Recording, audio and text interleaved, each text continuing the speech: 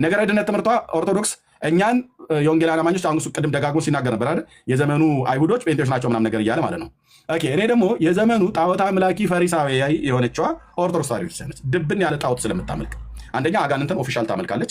ያንን አጋንንት ያመነ ሰው የዘላለም ሕይወት ያገኛል ብላ ትላለች። ታቦተ ሕግ ቀርጻለታለች። ህንፃ ቤተክርስቲያን አሳንጻለች። የተለያየ ነገር አድርጋ ቀን ሰይማ በዚህ ቀን ዛሬ ህዳር 29 ቀን የአየር ላይ ጋኔን መጥቆራ የሚባል በስርዓት ታመልካለች። በእሱ አማላጅነት በኩል ወደ እግዚአብሔር ገባለሁ ብላ ታምናለች። ገድል ጽፋለች። ቀን ሰይማለች። ኦኬ አንድ ሁለተኛ በግለሰቦች በሰው ትታመናለች። በሞቱም ባልሞቱም ሰዎች ማለት ነው። በሞቱት ደግሞ በጣም ደግሞ ትታመናለች። ለምሳሌ ሰው አጽም ዳሶ አጥንት አሽትቶ መንግስተ ሰማያት ይገባል ብላ ትላለች። ግለሰቦች የተቀበሩበት መቃብር ላይ ቁጭ ብሎ ሰው የዘላለም ሕይወት ያገኛል ብላ ሰውን በሌሊት አጋንንት ከግራ ወደ ቀኝ እያጣመመ እንዲጥለው እያደረገ በጣም ብዙ ሰው እየሄደ መቃብር ላይ እያደረ መቃብር ላይ እየተቀመጠ መቃብር ላይ እየተማጸነ ነው ያለው። የዚህ ወንድም እምነት ማለት ነው ኦርቶዶክስ ተዋሕዶ ነገር የምታስተምረውን ነገር ልናገር። የመጀመሪያው የዮሐንስ ወንጌል ምዕራፍ 3 ቁጥር 16 ላይ ምን ብሎ ይናገራል? ይህ የእግዚአብሔር ቃል ምን ብሎ ይናገራል? እናንብብ። የዮሐንስ ወንጌል ምዕራፍ 3 እሺ፣ የዮሐንስ ወንጌል ምዕራፍ 3 የምናምነው ነው እያወራ ያለሁት። የሰው ልጅ እንዴት መዳን ይችላል የሚለውን ነገር የምናምነውን ነገር እንቀጥል። እሺ፣ ቁጥር 16 ላይ ምን ብሎ ይናገራል? ይህ የእግዚአብሔር ቃል ምን ብያችኋለሁ? ሮሜ ምዕራፍ 10 ቁጥር 17 ላይ እምነት ከመስማት ነው፣ መስማቱም የእግዚአብሔርን ቃል ነው። እሺ፣ በእርሱ የሚያምን ሁሉ የዘላለም ሕይወት እንዲኖረው እንጂ እንዳይጠፋ እግዚአብሔር አንድያ ልጁን እስኪሰጥ ድረስ ዓለምን እንዲያወደዋልና። ይህ የእግዚአብሔር ቃል ነው። ስለዚህ እኛ ኦርቶዶክሳዊ ወጣቶች አሜን ብለን እንቀበሏለን። ለምን? የእግዚአብሔር ቃል ስለሆነ። እሺ፣ ዓለም በልጁ እንዲድን ነው እንጂ ዓለም በእርሱ እንዲፈርድ እግዚአብሔር ወደ ዓለም አላከው እና በእርሱ የሚያምን አይፈረድበትም። በማያምን ግን በአንዱ በእግዚአብሔር ልጅ ስላላመነ አሁን ተፈርዶበታል ብሎ ይናገራል። ስለዚህ እኛ ኦርቶዶክሳውያኖች ምን ብለን እናምናለን? በኢየሱስ ክርስቶስ ሰው ሳያምን የዘላለም ሕይወት አለው ብለን እናምናለን። ፔሬድ አለቅ። እሺ፣ ልክ ዲያብሎስ ምን ብሎ ተናግሯል? ክርስቶስን ወደ ተራራ ያስወጥቶት ምን ብሎ ተናግሯል? እስቲ አንተ የእግዚአብሔር ልጅ ነኝ ብለህ የምታምን ከሆነ ራስህን ወደ ታች ጣል፣ መላእክቶችም ይሰዱልሃል ተብሎ ተጽፏልና ብሎ ክርስቶስን ለምን ለፈተና ብሎ ከመጽሐፍ ቅዱስ ከቅዱሱ መጽሐፍ ቅዱስ ጠቅሶ እንደጠቀሰው የኛ ቤተክርስቲያን ጠቅሳ የዮሐንስ ወንጌል ምዕራፍ 3 ቁጥር 16 ላይ ያለውን ቃል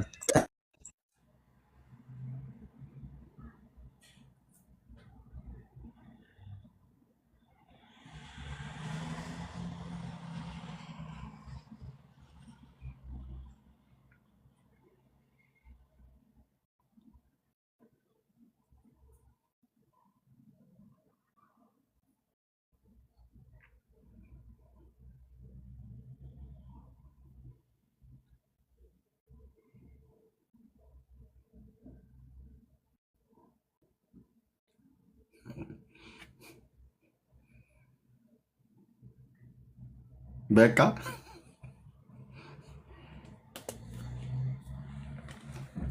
እሺ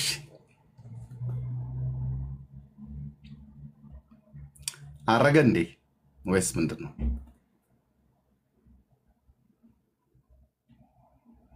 ወዴት ጠፋ? እሺ ኔትወርክ ነው። ኤርሚ ለምን ታወርዱኛላችሁ? ሞዴሬተርን ወይ አንሳ። ምንም አላስወረደ በራሴ ነው የወጣው። ብራዘር ጌታን እኔ አስወርዳ። እኔማ እየቀጠልኩኝ እኮ ምኑ ጋር ነው ያቆምኩት? የልብ ትርታ እኛ የምናውቃለን። ምኑ ጋር ነው ያቆምኩት? ቤተክርስቲያናችን ዮሐንስ ወንጌል ምዕራፍ 3:16 ምናምን ይላል ነበር። አይ ላስተርኩ ምስክሬን እያወረዳችሁኝ ነው። ለዛ ነው። አረ ማንም ሰው አንተ ልክቻ ያደርገን ብራዘር፣ ትቀልዳለህ እንዴ? ያው ደቂቃው መልስኩኝ ወደ ኋላ እንዴ። በቃ ወደ ኋላ መልስልኝና ልቀጥል። 20 ደቂቃ አስታውከ ነገር ወንድምነት የት እንሄዳለን? 15 ምናምን ነበር 16 ደቂቃ ሰጥቼዋለሁ እንዴ። ችግር የለውም። እሺ እሺ በጣም ጥሩ። አሁን ምን አለ መሰላችሁ ትልቁ ነገር እኛ ኦርቶዶክሳውያኖች የምናምነውን ነገር ልክ እንዳላመን አድርገው የሚሰሩት ፖለቲካ ስላለ ይህንን ደግሞ ማጥራት መቻል አለብን። እሺ እኛ የምናምነውን እኔ ዋንደይ የማምነው ወይም ደግሞ አማኑኤል የማምነውን ነገር ልንገራችሁ። እኔ የማምነው የሰው ልጅ በመጀመሪያው ለመዳን ምን ማድረግ አለበት? የመጀመሪያው ከቤተ ክርስቲያን 5ቱ አዕማደ ምስጢራትን አሜን ብሎ መቀበል አለበት። 5ቱ አዕማደ ምስጢራት ምንድን ናቸው ብለን ስንጠይቅ ሚስጥረ ሥላሴ አንድ መለኮት ምን 3 አካላቶች እንዳሉት ማመንና ምን መቀበል እንዳለበት፣ ሚስጥረ ስጋዌ፣ ከዛ ሚስጥረ ቁርባን ብላ የምታስተምረው አለ የኛ ቤተ ክርስቲያን በጌታ ምን ደም የተመሰረተችው የኛ ቤተ ክርስቲያን። እሺ ምን ላይ ነው እኔና ኤርሚያስ የምናወራው? ቅዱስ ቁርባን ወይም ደግሞ የጌታን ስጋና ደም መብላትና ያለ መብላት የሚለውን ነገር ነው የምናወራው። በድጋሚ በጣም ጥሩ። የሰው ልጅ የዘላለም ሕይወትን እንዴት ማግኘት ይችላል የሚለውን ነገር መወያየት ስንችል አሁን በፕሮቴስታንት ከ5ቱ ሶላዎቹ የመጀመሪያው ምንድን ነው? የሰው ልጅ የዘላለም ሕይወትን የሚያገኘው በእምነት ብቻና ብቻ ነው። የጌታ ስጋና ደም አያስፈልገውም ብለው ስለሚያምኑ ይህ ደግሞ ትክክል አይደለም፣ ክርስቶስ ያስተማረው ትምህርት አይደለም ብዬ እኔ በመጽሐፍ ቅዱስ ማስረጃ መጠቆም ይችላል። እሺ የሰው ልጅ የዘላለም ሕይወት ማግኘት እንዴት ይችላል የሚለውን ነገር ስናይ ይህ የእግዚአብሔር ቃል ሮሜ 10:17 ላይ እምነት ከመስማት ነው መስማትም የእግዚአብሔርን ቃል ነው ብሎ እንደሚናገረው ክርስቶስ ያስተማረውን ወንጌል የሰው ልጅ አምኖ አሜን ብሎ ሲቀበል የዛ ጊዜ ድነቱን ማግኘት ይችላል ብለን ነው የምናምነው። ስለዚህ በልጁ የሚያምን የዘላለም ሕይወት እንዲኖረው እንጂ እንዳይጠፋ አይደለም እግዚአብሔር ምን ያለው አንድያ ልጁን ወደ ዓለም የላከው። ይህም ደግሞ ማስረጃ ምንድነው? የዮሐንስ ወንጌል ምዕራፍ 3 ቁጥር 16 ላይ በልጁ የሚያምን ምን አለው? የዘላለም ሕይወት አለው የሚለው የእግዚአብሔር ቃል ነው። እኛ ኦርቶዶክሳውያኖች ምን ብለን እንቀበለው? አሜን ብለን እንቀበለዋለን። ስለዚህ ልክ እንደ ዲያብሎስ ደግሞ ይህንን የእግዚአብሔርን ቃል ለእኛ ለራሳችን ዓላማ የምንጠቀምበት ሳይሆን ይህ የእግዚአብሔር ቃል ስለሆነ አክብረህ ነው ሁሉንም የእግዚአብሔርን ቃል አሜን ብለን መቀበል መቻል አለብን። ለምን? ድህነታችንን እንድናገኝ። እሺ ልክ የዮሐንስ ወንጌል ምዕራፍ 3 ቁጥር 16 ላይ እንደተናገረው የዮሐንስ ወንጌል ምዕራፍ 6 ቁጥር 53 ላይ ክርስቶስ ምን ብሎ ተናግሯል? ኢየሱስም እንዲህ አላቸው። ከቁጥር 47 ጀምሮ ያለው ላንብብላችሁ። ምን ይላል? በእኔ የሚያምን የዘላለም ሕይወት አለው አለ። ይህንን ያለው ማን ነው? ክርስቶስ ነው። እሺ በክርስቶስ የሚያምን የዘላለም ሕይወት ካለው አሜን ብለን እንቀበላለን። ለምንድን ነው የምንቀበለው? ክርስቶስ ስላለ።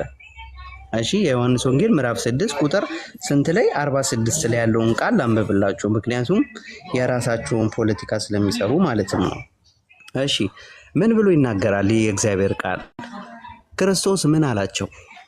ዮሐንስ ወንጌል ምዕራፍ 6 ቁጥር 47 ላይ እውነት እውነት እላችኋለሁ በእኔ የሚያምን የዘላለም ሕይወት አለው። ይህንን የዘላለም ሕይወት ለማግኘት መጀመሪያ በኢየሱስ ክርስቶስ ማመን መቻል አለብን። ቤተ ክርስቲያን ምን ብላ ታስተምራለች? በ5ቱ አዕማደ ምስጢራት ካላመነ ሰው መዳን አይችልም ወይም ደግሞ ኦርቶዶክስ መሆን አይችልም ብላ ታስተምራለች። 5ቱ አዕማደ ምስጢራት ምንድን ናቸው ብለን ስናይ ደግሞ ሚስጥረ ሥላሴ፣ ሚስጥረ ስጋዌ። ሚስጥረ ሥላሴ ምንድን ነው? አንድ መለኮት በ3 አካላቶች አሉት። 3 ሲሆኑ አንድነት ያለው አንዱ እግዚአብሔር 3 ምን አለው? አካል አለው ብላ ቤተ ክርስቲያን በግልጽ ቋንቋ ታስተምራለች። እሺ ቤተ ክርስቲያን ደግሞ ምን ብላ ትናገራለች? ደግሞ ሁለተኛው ሚስጥረ ስጋዌ ክርስቶስ የዮሐንስ ወንጌል ምዕራፍ 1 ቁጥር 1 ላይ በመጀመሪያ ቃል ነበረ፣ ቃልም በእግዚአብሔር ዘንድ ነበረ፣ ቃልም እግዚአብሔር ነበረ ብላ ዮሐንስ እንደሚገልጸው ይህንን መለኮት ደግሞ በመጀመሪያ ቃል የነበረው ያ ቃልም ደግሞ ቁጥር 14 ላይ ምን ሆነ ይላል? ስጋ ሆነ ብሎ ይናገራል። ያ ስጋው ቃል ኢየሱስ ክርስቶስ የሰው ልጅ ምን ሆነ? ስጋውንና የሰው ልጅ ሰው ሆነ። ፍጹም ሰው ፍጹም አምላክ ብለን የምናምነው የስጋዌ ብለን የምንገልጸው ሚስጥረ ስጋዌ ብላ ቤተክርስቲያን ትገልጸዋለች። ሶስተኛው ደግሞ ምንድነው? ሚስጥረ ቁርባን።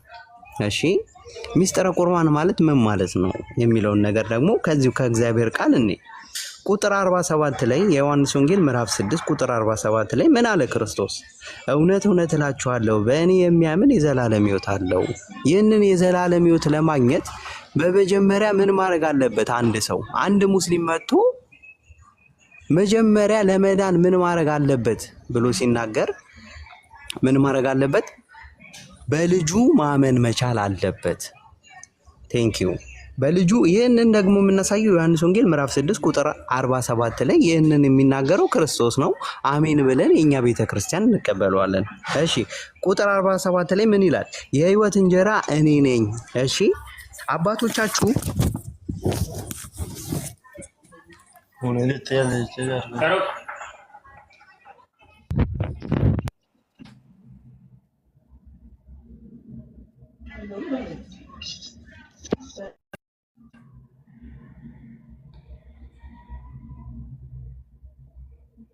እሺ የሚሰማ ከሆነ ምን ብሎ ይናገራል? 48 ላይ የህይወት እንጀራ እኔ ነኝ አለ ጌታ። እሺ አባቶቻችሁ በምድረ በዳ መና በሉ ሞቱ። ሰው ከእርሱ በልቶ እንዳይሞት ከሰማይ እሺ አሁን የወረደው እንጀራ ይህ ነው። እሺ ከሰማይ የወረደው ሕያው እንጀራ እኔ ነኝ አለ ጌታ። ከሰማይ የወረደው ሕያው እንጀራ ማን ነው አለ? እኔ ነኝ አለ። ስለዚህ ይህንን የእግዚአብሔርን ቃል አሜን ለእኛ ነው የሰው ያቱና በበደሉ ሲፋት እንደነበረ ይህ የእግዚአብሔር ቃል። እሺ ሰው እንጀራ ቢበላ ለዓለም ይኖራል። እኔም ስለ ዓለም እንጀራ አይቆጥም የሚሰጠው እንጀራው እኔ ነው አለ። ስጋዬ ነው እንጀራው የለም ካለ ክርስቶስ ነው የምናየው። ድምፅህ ታፍኗል። ድምፅህን አውቀህ ነው ያሸሻው። አይ አሁን አይሰማም። ኤርሚ እንትን አታብዛል። እሺ ከቁጥር 51 ጀምሮ የዮሐንስ ወንጌል ምዕራፍ 6 ቁጥር 51 ጀምሮ ከሰማይ ያወረደው ሕያው እንጀራ ማንኛ ለጌታ እኔ ነኝ አለ። እሺ ሰው ከዚህ እንጀራ ቢበላ ለዘላለም ይኖራል። ለምን ይኖራል አለ ጌታ? ለዘላለም ይኖራል። ከምን እንጀራ ቢበላ? ከዚህ እንጀራ አለ። እሺ እኔም ስለ ዓለም ስለማን ነው የምሰጠው አለ ክርስቶስ። ስለ ዓለም የምሰጠው እንጀራ ምን ነው አለ ክርስቶስ? ስጋዬ ነው። እንጀራው ስጋዬ ነው አለ። አይ ጌታ ስጋ ካደለም እያልን እየተቃወምን ነው። እንግዲህ ክርስቶስን እንከተላለን እያልን ግን የክርስቶስን ቃል እየተቃወምን ያለ ነው። በደንብ አድርጋችሁ አስተውሉ። እሺ እንቀጥል። ይህ የእግዚአብሔር ቃል ሮሜ ምዕራፍ 10 ቁጥር 47 ላይ 17 ላይ ምን ብሎ ይናገራል? እምነት ከመስማት ነው፣ መስማትም የእግዚአብሔርን ቃል ነው። እዚህ ጋር ያላችሁ ፕሮቴስታንቶች በጠቅላላ እንድትሰሙ የምፈልገው ነገር ስለ ሃይማኖት ሳይሆን ይህ ስለ እግዚአብሔር ቃል ነው እያወራን ያለ ነው። እጃችሁ ላይ ስላለው መጽሐፍ ቅዱስ ነው። እሺ እንግዲያስ አይሁድ ይህንን ሰው ስጋ ልንበላ ይሰጠን ዘንድ እንዴት ይቻላል ብለው እርስ በርሳቸው ተከራከሩ። ይህ ሕይወትን የሚሰጠው ክርስቶስ የሚናገረውን ቃል ምን አላሉትም? የሰውን ልጅ ስጋ እንዴት ልንበላና ልንጠጣ እንዴት እንችላለን ብለው አይሁዶች ምን አደረጉ? ተቃወሙ። ማንን? ክርስቶስን። እሺ የዘመኑ አይሁዶች እነማን ናቸው ስንል ደግሞ ፕሮቴስታንቶች ናቸው። ለምን ብንል ይህንን የጌታ ቃል ስላላመኑ ማለት ነው። እሺ እንቀጥል። ቁጥር 53 ላይ ምን ይላል? ስለዚህ ኢየሱስ እንዲህ አላቸው፣ እሱ አምላክ ስለሆነ የልባቸውን ስለሚያውቅ ምን አላቸው ክርስቶስ? እውነት እውነት እላችኋለሁ የሰው ልጅ ስጋ ካልበላችሁ ደሙንም ካልጠጣችሁ በራሳችሁ ሕይወት የላችሁም አለ። ይህንን ያለው ማን ነው? ስግው ቃል ኢየሱስ ክርስቶስ ፍጹም ሰው ፍጹም አምላክ ብለን የምንጠራው ትንቢተ ኢሳይያስ ላይ ምዕራፍ 53 ከቁጥር 1 ላይ የእግዚአብሔር ክንድ የተባለው ስለ እኛ መከራችንን የተቀበለው ኢየሱስ ክርስቶስ የተናገረው ቃል ነው። እኛ ኦርቶዶክሳውያኖች ምን ብለን እንቀበለዋለን? አሜን ብለን እንቀበለዋለን። የማንን? የእግዚአብሔርን ቃል። ምን አለ ጌታ? ቁጥር 53 ላይ ስለዚህም ኢየሱስ እንዲህ አላቸው። ለምን አላቸው? የሚናገረውን ቃል ስላልተቀበሉና ስላላመኑ። ስለዚህ ኢየሱስ ክርስቶስን የእግዚአብሔር ልጅ እንደሆነ ቢያምኑ ኖሮ ምን ያደርጉትም ነበረ?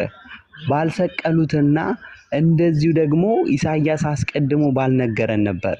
ትንቢተ ኢሳይያስ ምዕራፍ 53 ከቁጥር 1 ጀምሮ ስታነቡት የእግዚአብሔር ክንድ ለማን ተገልጿል? የሰማነውን ነገር ማን አምኗል? በእርሱ ቁስል ዓርብ ዕለት የተሰቃየው ክርስቶስ ያ ዓይንን የሚያበራ ክርስቶስ ዓይኑን አስረው ምን ብለውታል? እስኪ የመታክ ማን ነው እያሉ ተሳልቀውበታል ክርስቶስ ላይ። በባህር ላይ የሚራመድ ክርስቶስ ምን ብለውታል? እጅና እግሩን አስረው በሚስማር ምን ብለውታል? 6666 ያህል ገርፈውት ምን አድርገውታል? ደም በደም አድርገውታል። ያንን ያደረገው ኃይል ስለሌለው አይደለም፣ የሰው ልጆችን ለማዳን አምላክ ሰው የሆነው አምላክ ደግሞ የሰው ልጅ ስጋ የነሳው ለምንድን ነው ሲባል ለሰው ልጆች ሲል የሰው ልጆችን ወደ ቀደመው ክብሩ ለማዳን ወደ ቀደመበት ክብሩ ለመመለስ ነው።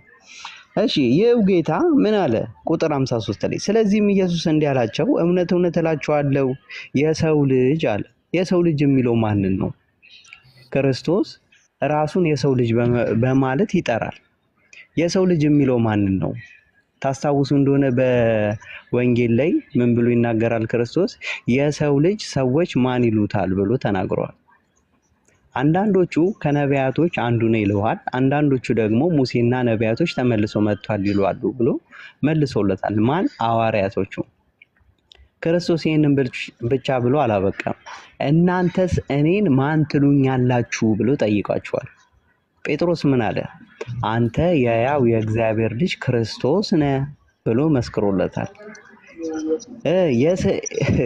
የዮና ልጅ ሆይ ይህንን የገለጸልህ የሰማይ አባቴ ነው እንጂ ስጋና ደም ይህንን አልገለጸልህም ብሎ ተናግሯል። ስለዚህ ይህ ስጋና ደም የሚናገረውን የሰማያዊ የሆነውን ቃል ስላላመኑ ነው ማለት ነው።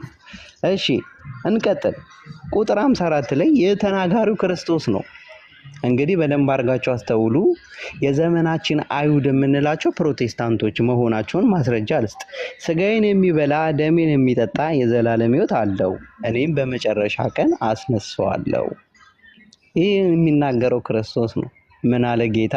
ቁጥር 47 ላይ በእኔ የሚያምን የዘላለም ሕይወት አለው፣ አሜን ብለን እንቀበላለን እኛ ኦርቶዶክሳውያኖች። እሺ ጌታ ምን አለ? ይህንን ቁጥር 47 ላይ የተናገረውን ቃል ቁጥር 47 ላይ የተናገረውን ቃል ምን አለ? ስጋዬን የሚበላ ቁጥር 54 ላይ ስጋዬን የሚበላ ደሜን የሚጠጣ የዘላለም ሕይወት አለው፣ እኔም በመጨረሻው ቀን አስነሳዋለሁ አለ ጌታ።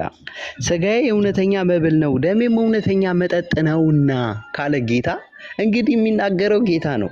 እንግዲህ በደንብ አድርጋችሁ አስተውሉ። የዘመናችን አይሁዶች ፕሮቴስታንቶች ምን ብሎ ተነስተዋል? የጌታ ስጋና ደም የዘላለም ሕይወት አያሰጥም። ከፍ ብለን ስናነበው አይሁዶች በዚህ ቃል ተሰናከሉበት ብሎ ይናገራል። እሺ በደንብ አድርገን እናስተውል። ሰው የዘላለም ሕይወትን ለማግኘት ምን ማድረግ አለበት? በልጁ በኢየሱስ ክርስቶስ ማመን አለበት። ይህ ደግሞ የዘላለም ሕይወትን ለማግኘት የጌታ ስጋና ደም መብላትና መጠጣት እንዳለበት ይህ የእግዚአብሔር ቃል ይናገራል። ይህ የእግዚአብሔር ቃል ብቻ ሳይሆን የክርስቶስ ቃል ብቻ ሳይሆን ሐዋርያው ቅዱስ ጳውሎስ ደግሞ ምን ብሎ ተናግሯል? ሮሜ ምዕራፍ 2 በደንብ አድርጋችሁ አስተውሉ። ይህ የእግዚአብሔር ክርስቶስን እንከተላለን የምትሉ ሰዎች በጠቅላላ ሮሜ ምዕራፍ 2 ቁጥር 7 ላይ ምን አለ? በበጎ ስራ በመጽናት ምስጋናንና ክብርንም የሚጠፋ አይደለም ያለው ሐዋርያው ቅዱስ ጳውሎስ ምን አለ? የማይጠፋንም ምን ይሰጣችኋል አለ? የዘላለም ሕይወት ይሰጣችኋል ካለ ይህ የእግዚአብሔር ቃል እስከሆነ ድረስ መጽሐፍ ቅዱስ የተጻፈው የእግዚአብሔር ቃል ነው ብሎ የሚያምን በጠቅላላ የሰው የዘላለም ሕይወት ለማግኘት ምን ማድረግ አለበት ብሎ አንድ ሙስሊም ወደኛ ቢመጣ ወደ ቅድስት ቤተክርስቲያን ቢመጣ የሐዋርያት ሥራ ምዕራፍ 20 ቁጥር 28 ላይ በገዛ ደሙ የዋጃት የእግዚአብሔርን ቤተክርስቲያን ተጠብቋት ዘንድ መንፈስ ቅዱስ እናንተን ጳጳሳት አድርጎ ለሾመባት ለመንጋውና ለራሳችሁ ተጠበቁ የተባለችው ኦርቶዶክስ ቤተክርስቲያን ቢመጣ ቤተክርስቲያን የምታስተምሩ የእግዚአብሔርን ቃል ጠቅሳ ነው ማለት ነው። እሺ የሐዋርያው ቅዱስ ጳውሎስም የጌታንም ቃል ምን ብላ ያንን የአንዱ መንፈስ ቅዱስ ስለሆነ የተጻፈው ያንን ቃል ይዛ ሰው የዘላለም ሕይወት የሚያገኘው በመጀመሪያ በኢየሱስ ክርስቶስ በልጁ በኢየሱስ ክርስቶስ አምኖ ስጋውና ደሙን በልቶ ጠጥቶ ምን እስከሚሞት ድረስ ምን በማድረግ በበጎ ስራ መጽናት እንዳለበት ጠቅሳ ታስተምራለች። ይህንን ደግሞ ዮሐንስ ደግሞ በመልእክቱ ምን ብሎ ተናግሯል? አንደኛ ዮሐንስ መጽሐፍ ቅዱስ ልጥቀስ። አንደኛ ዮሐንስ ምዕራፍ 3 ከቁጥር 1 ጀምሮ ስናነበው ምን ብሎ ይናገራል? የእግዚአብሔር ልጅ ተብለን ልንጠራ አብ እንዴት ያለውን ፍቅር እንደሰጠን እዩ።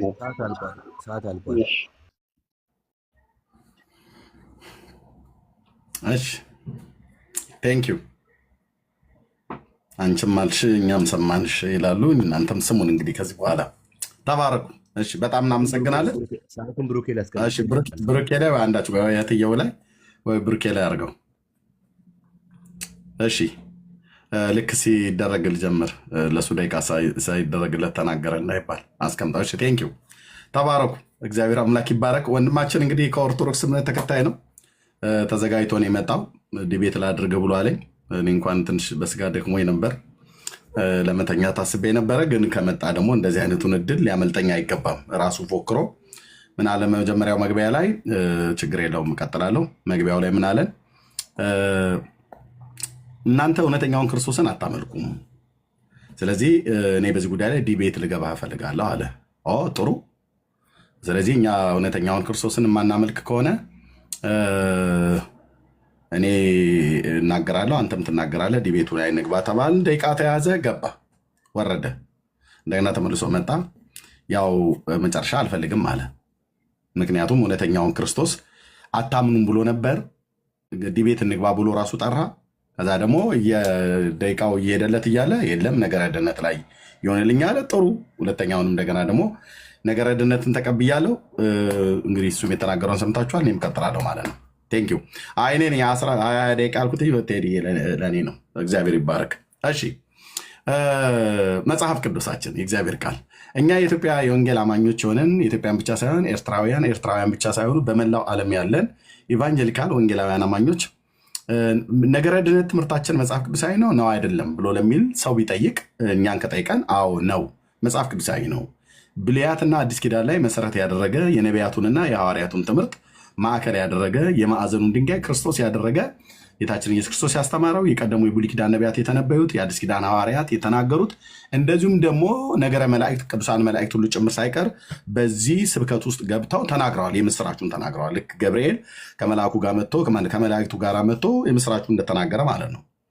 ነጥሎ ጠቁሞ መልአኩ ለሕዝብ ሁሉ የሚሆን ታላቅ የምስራችን እነግራችኋለን፣ ዛሬ በዳዊት ከተማ መድኃኒት ክርስቶስ ጌታ የሆነ ተወልዶላችኋልና አትፍሩ ብሎ ለሰው ልጅ በሙሉ የምስራቹን ቃል በብርሃናዊ መልአክ በገብርኤል በኩል ተሰብኳል ማለት ነው።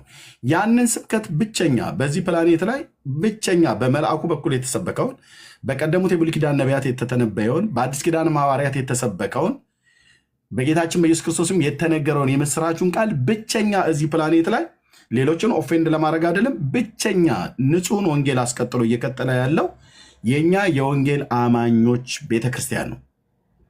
የሰው አርቲ ቡርቲ ተረታ ተረት ትምህርት ያልተጨመረበት እንትናም ታድናለች እንትናም ያድናል ተብሎ የማይባል የምስራቹ መድኃኒት ክርስቶስ ጌታ የሆነ ተወልዶላችኋልና የምስራች አትፍሩ ብሎ መልአኩ የነገረንን ስብከት እንደዚሁም ነቢያት የተነበዩትን ትንቢት እንደዚሁም አዲስ ኪዳን ሐዋርያት የሰበኩትን ጥንፍፍ ባለ መልኩ ለዓለም ምንሰብክ ሰብከንም እግዚአብሔር በሰጠን ጸጋ ሰዎች ወደ እግዚአብሔር መንግስት እየተጨመሩ ስላሉ በዚህ ፕራውድ እናደርጋለን፣ በወንጌል አማኝነታችን ማለት ነው። ለእግዚአብሔር ክብር ይሁን። ምንድነው ያሉት የብሉይ ኪዳን ነቢያት? ነቢዩ ኢሳያስ በምዕራፍ 11 ላይ ሲናገር የቆመውን የእሴይን ስር አሕዛብ ይፈልጉታል፣ ማረፊያውም የተከበረ ይሆናል ይላል። የቆመውን የእሴይን ስር ነው አሕዛብ ይፈልጉታል የተባለው። ይህ አሕዛብ ይፈልጉታል የተባለው የእሴይ ስር የዳዊት ቁጥቋጥ የሆነው መሺያውም ማለት ነው፣ ልጁን ማለት ነው። የዳዊትን ልጅ የእግዚአብሔርን ልጅ እግዚአብሔር ከእስራኤል ነገድ ከነገደ ይሁዳ እንደሚወለድ መሲሁን እንደሚያመጣ አሕዛብንም እንደዚሁም አይሁድንም ሁሉ ጭምር ሊያድን የሚችል እግዚአብሔር ከዳዊት ቤት የመዳንን ቀንድ ሊያስነሳ እንደሚችል መጽሐፍ ቅዱሳችን በደንብ አድርጎ ለእስራኤላውያኑ ይናገር ነበር። ትንቢትም ደግሞ ሲናገር ዘካርያስ የተባለው የመጥምቁ ዮሐንስ አባት ታስታውሳላችሁ። በሉቃስ ወንጌል መጽሐፍ ላይ የእስራኤል ጌታ አምላክ ይባረክ ጎብኝቶ ለሕዝቡ ቤዛ አድርጓልና ይላል። ከጥንት ጀምሮ በነበሩት በቅዱሳን ነቢያት አፍ እንደተናገረ በብላቴናው በዳዊት ቤት፣ ልብ በሉ አየ ነጥሎ ነው፣ በብላቴናው በዳዊት ቤት የመዳንን ቀንድ አስነስተዋል። ማዳኑም ከወደረኞቻችንና ከሚጠሉን ልጅ ነው ይላል። እግዚአብሔር የመዳንን ቀንድ ያስነሳው ከማን ነው? ከዳዊት ቤት ብቻ ነው። ከወይዘሮ አቦዘነች፣ ከአቶ ዘርጋው፣ ከወይዘሮ አሰለፈች ቤት የተነሳ የመዳን ቀንድ የሆነች የደህንነት ሚዩት አድርግ እንዳትገባሽ ማለት ሚዩት አድርግ። ያው ተቀምጧል። ሚዩት አድርግ ስላላየው ነው። ብሩኬ ጋር ከአንተ በላይ ያለው ብሩክ ጋር 15 ደቂቃ ደርሷል። ሚዩት አድርግ ብራዘር። ኦኬ። ስለዚህ ከዳዊት ቤት ነው የመዳንን ቀንድ ያስቀመጠው ማለት ነው። ስለዚህ እኛ ጴንጤዎች ከዳዊት ቤት የሆነውን ነቢያት የተናገሩለትን የመዳንን ቀንድ የዳዊት ልጅ የሆነውን ብላቴናውን ኢየሱስን እናምነዋለን። በደንብ ነው የምናምነው፣ በደንብ ነው የምንከተለው፣ በደንብ ነው የምናምነው፣ በደንብ ነው የምንከተለው፣ በደንብ ነው የምንሰብከው። እንደኛ እንደውም እነሱ አይሰብኩም። ኦኬ። ስለዚህ ነቢያት ብሉይ ኪዳን ነቢያት የተናገሩለት የብሉይ ኪዳን ነቢያት እያንዳንዳቸው ሕዝቅኤልም፣ ዳንኤልም የብሉይ ኪዳን ነቢያት በሙሉ ኢሳያስም በሙሉ የቆመውን የእሴይን ስር አሕዛብ እንደሚፈልጉት ማረፊያውም የተከበረ እንዲሆን በ42ኛው ምዕራፍ ላይ ኢሳያስ ሲናገር አሕዛብ በስሙ ተስፋ ያደርጋሉ ይላል። ልክ ነው። ይህንን ከእሴይ ቤት የሚወጣውን ከዳዊት ቁጥቋጥ የሚወጣውን የዳዊትን ልጅ የእግዚአብሔር ልጅ ኢየሱስ ክርስቶስን ለሚያምን ሁሉ በስሙ ለሚያምኑ የኃጢአታቸውን ይቅርታ እንደሚያገኙ፣ በስሙ አሕዛብ ተስፋ እንደሚያደርጉ፣ በስሙ ያመኑ ሁሉ እንደሚድኑ፣ ወደሱ የተጠጉ ሁሉ እንደማይጠፉ የተናገረውን ኢሳያስ የተናገረውን ይህንን ትንቢት ላነብላችሁ ይገባል። ቶሎ ቶሎ ጊዜን ለመጠቀም ማለት ነው። በቃልም ብናገር ሪከርድ ስለምታደርጉት ሂዱና ማየት ትችላላችሁ። እንደዚህ ይላል። እነሆ ደግፌ የያዝኩት ባሪያዬ ነፍሴ ደስ የተሰኘችበት ምርጤ፣ በእርሱ ላይ መንፈሴን አድርጋለሁ፣ እርሱም ለአሕዛብ ፍርድን ያወጣል። አይጮም፣ ቃሉንም አያነሳም፣ ድምፁንም በሜዳ አያሰማም። የተቀጠቀጠን ሸምበቆ አይሰብርም፣ የሚጤስን ክር አያጠፋም። በእውነት ፍርድን ያወጣል፣ በምድርም ፍርድና ጽድቅን እስኪያደርግ ይበራል እንጂ አይጠፋም። አሕዛብ በስሙ ይታመናሉ ይላል።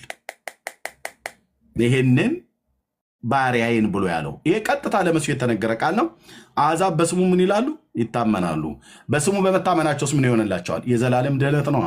ስለዚህ የብሉይ ኪዳን ነቢያት ኢሳያስም፣ ኤርምያስም፣ ሕዝቅኤልም የብሉይ ኪዳን ዳዊትም የተባሉት ነቢያት በእግዚአብሔር በሙሉ የተናገሩት የመዳን ቀንድ የሆነው ከዳዊት ቤት የተነሳውን የዳዊትን ልጅ ኢየሱስ ክርስቶስን የምንሰብክ እኛ ነን። ኦኬ። የአዲስ ኪዳን ሐዋርያት ይህንኑ በብሉይ ኪዳን ነቢያት የተነገረውን መልእክትን ያስቀጠሉት። የአዲስ ኪዳን ሐዋርያት ይህንኑ እውነትን ያስቀጠሉት። የአዲስ ኪዳን ሐዋርያት መዳን በማን ነው ብለው ነው የጻፉት? ጴጥሮስም ጳውሎስም ጸሐፍት የተባሉ ሐዋርያት፣ ቅዱስ ጳውሎስም እንደዚሁም ደግሞ ጸሐፍት ያልተባሉ ከሐዋርያቱ እንኳን ተርታ የማይመደቡ ግን ጸሐፍት የተባሉት ማርቆስም በወንጌሉ ላይ፣ ሉቃስም በወንጌሉ ላይ የጻፈው ማለት ነው። ከቃሉ አገልጋዮች ሰምተው ስለጻፉ እነሱ ከዋናዎቹ ባይመደቡም ቅሉ እነ ጴጥሮስና እነ ዮሐንስ እነ ጳውሎስ ግን ምን ብለው ነው የጻፉት? መዳንን በተመለከተ መዳን በሌላ በማንም የለም ብለው ልክ እዛ ብሉይ ኪዳን ላይ ከዳዊት ቤት ከወጣው ከእሴይ ቁጥቋጦ ከዛ ከደህንነት ቀንድ ከሆነው ከኢየሱስ ክርስቶስ ውጭ ሌላ መዳን እንደሌለ ቅዱስ ጴጥሮስ አጽኖ ሰጥቶ ተናግሯል ማለት ነው። ምን ብሎ? መዳን በሌላ በማንም የለም ብሎ። ኦኬ። ታዲያስ ከሰማይ በታች የተሰጠ ለሰው ልጆች የሆነ ስም ሌላ ስም የለም ማለት ይሄ ስም ማን ነው? ኢየሱስ ነው። ኢየሱስን ሰው ምን ሲለው ነው የሚያምነው?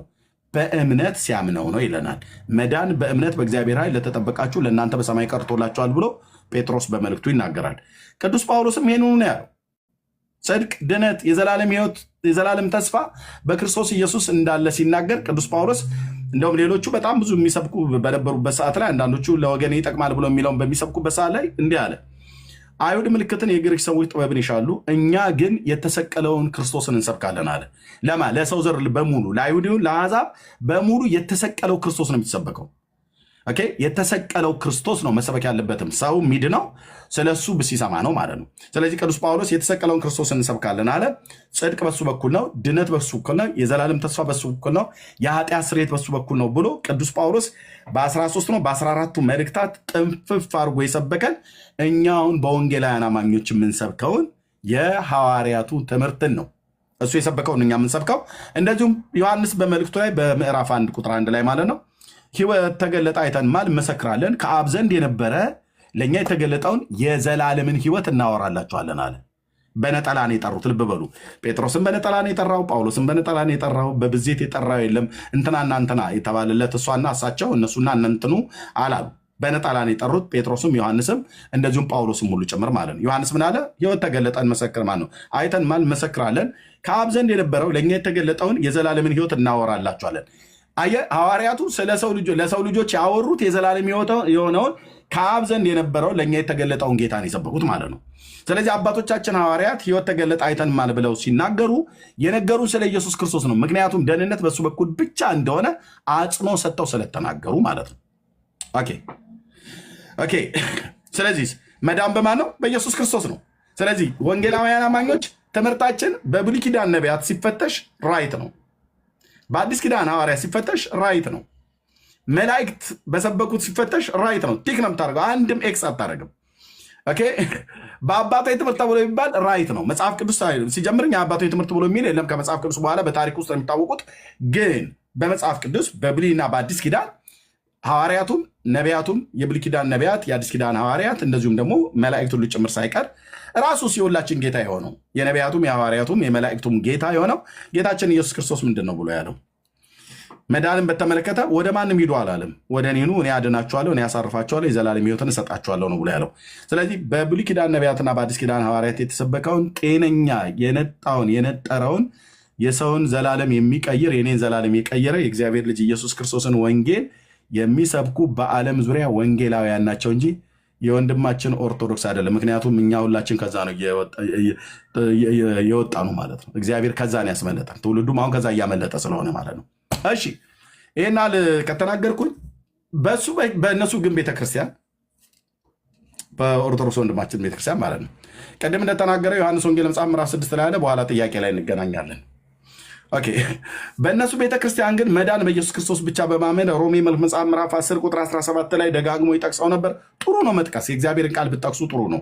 ግን ብዙ ጊዜ የምጠቅሷቸው የሰው ሰራሽ ትምህርቶች ስላላችሁ ማለት ነው። ባይዘዌ መዳን በኦርቶዶክስ ተዋሕዶ ቤተክርስቲያን አስተምሮት ሰው የእግዚአብሔርን ቃል ሰምቶ ይድናል ብላ ቤተክርስቲያን አታምንም። ታምናለች ብለው ካሉ ለማንም ሰው ቃል እግዚአብሔርን ስብከተ ወንጌልን አታሰማም። የለም፣ በታሪኳ ውስጥ የለም። ሰው እንዲድን የወንጌልን ስብከት አይሰብኩም። ያሉትም ራሱ ተሰብከውም አይደለም ወደ ኦርቶዶክስነት የተጨመሩት በስጋ ተዋልደው እንጂ። ኦኬ።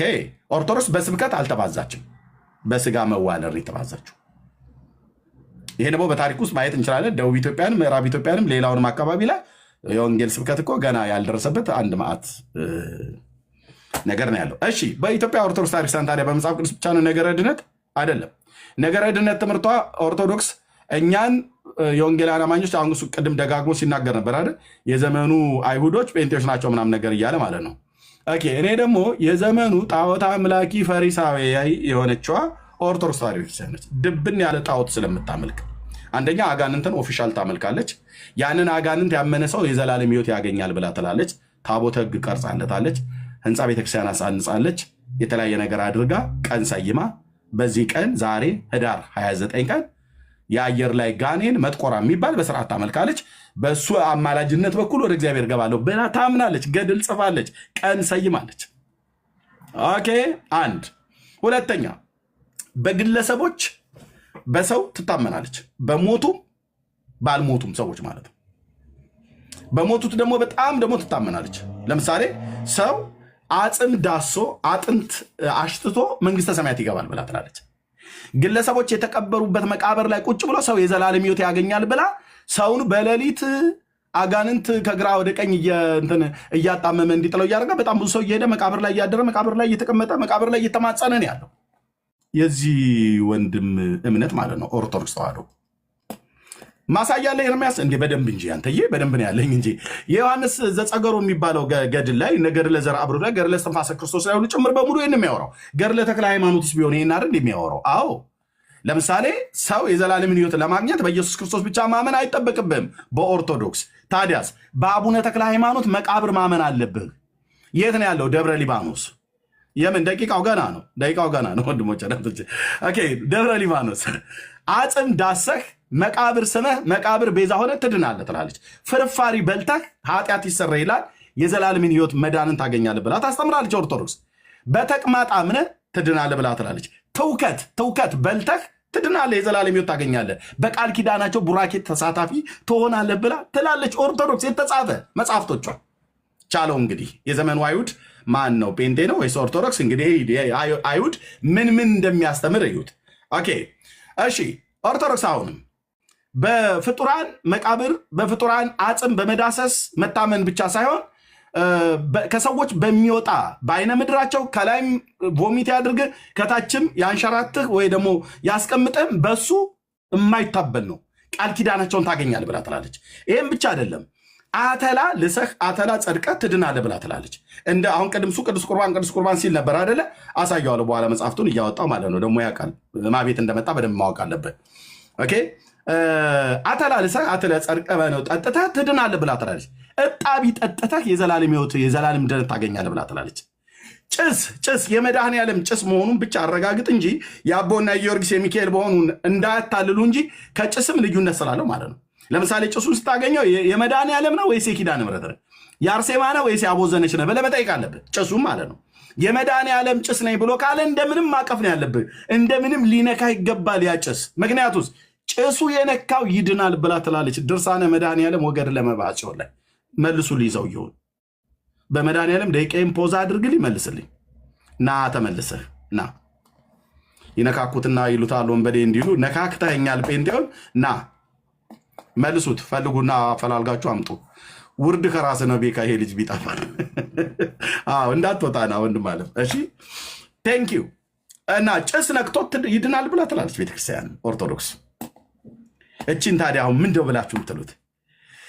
ጭስ ነክቶት ይድናል ብላ ትላለች።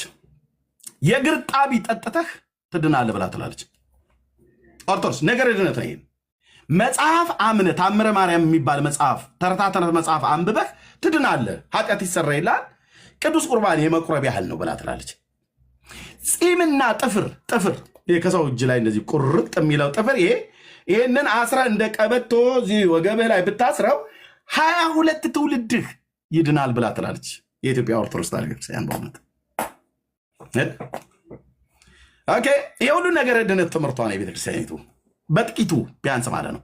ስለዚህ ማን ነው የአይሁድን ትምህርት የሚያስተምር? አይሁድ እያለ ሲል ነበረ እሱ ማለት ነው። ማን ነው ግን ከሃዲው? ማን ነው ከክርስትና ህይወት የራቀ? ማን ነው እውነተኛውን ክርስቶስን የሚሰብክ? እኛስ ወይስ እነሱ ብለን ስንል እኛ ነን ወንጌላውያን አማኞች። ወንድሞቼ እናቶቼ ልብ በሉ።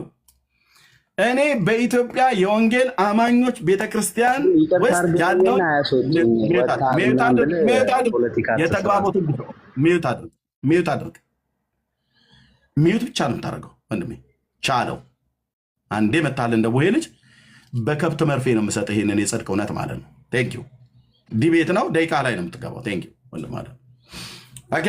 ስለዚህ የኢትዮጵያ ኦርቶዶክስ ተዋሕዶ ቤተክርስቲያን እኛን የወንጌል አማኞችን ወንጌል የምንሰብከውን መጽሐፍ ቅዱስ ብቻ ብሉያትና አዲስ ኪዳን ብቻ ብለን የምንለውን ሰዎች በጣቷ ለመጠንቆል ትፈልጋለች፣ በልጆቿ በኩል ማለት ነው።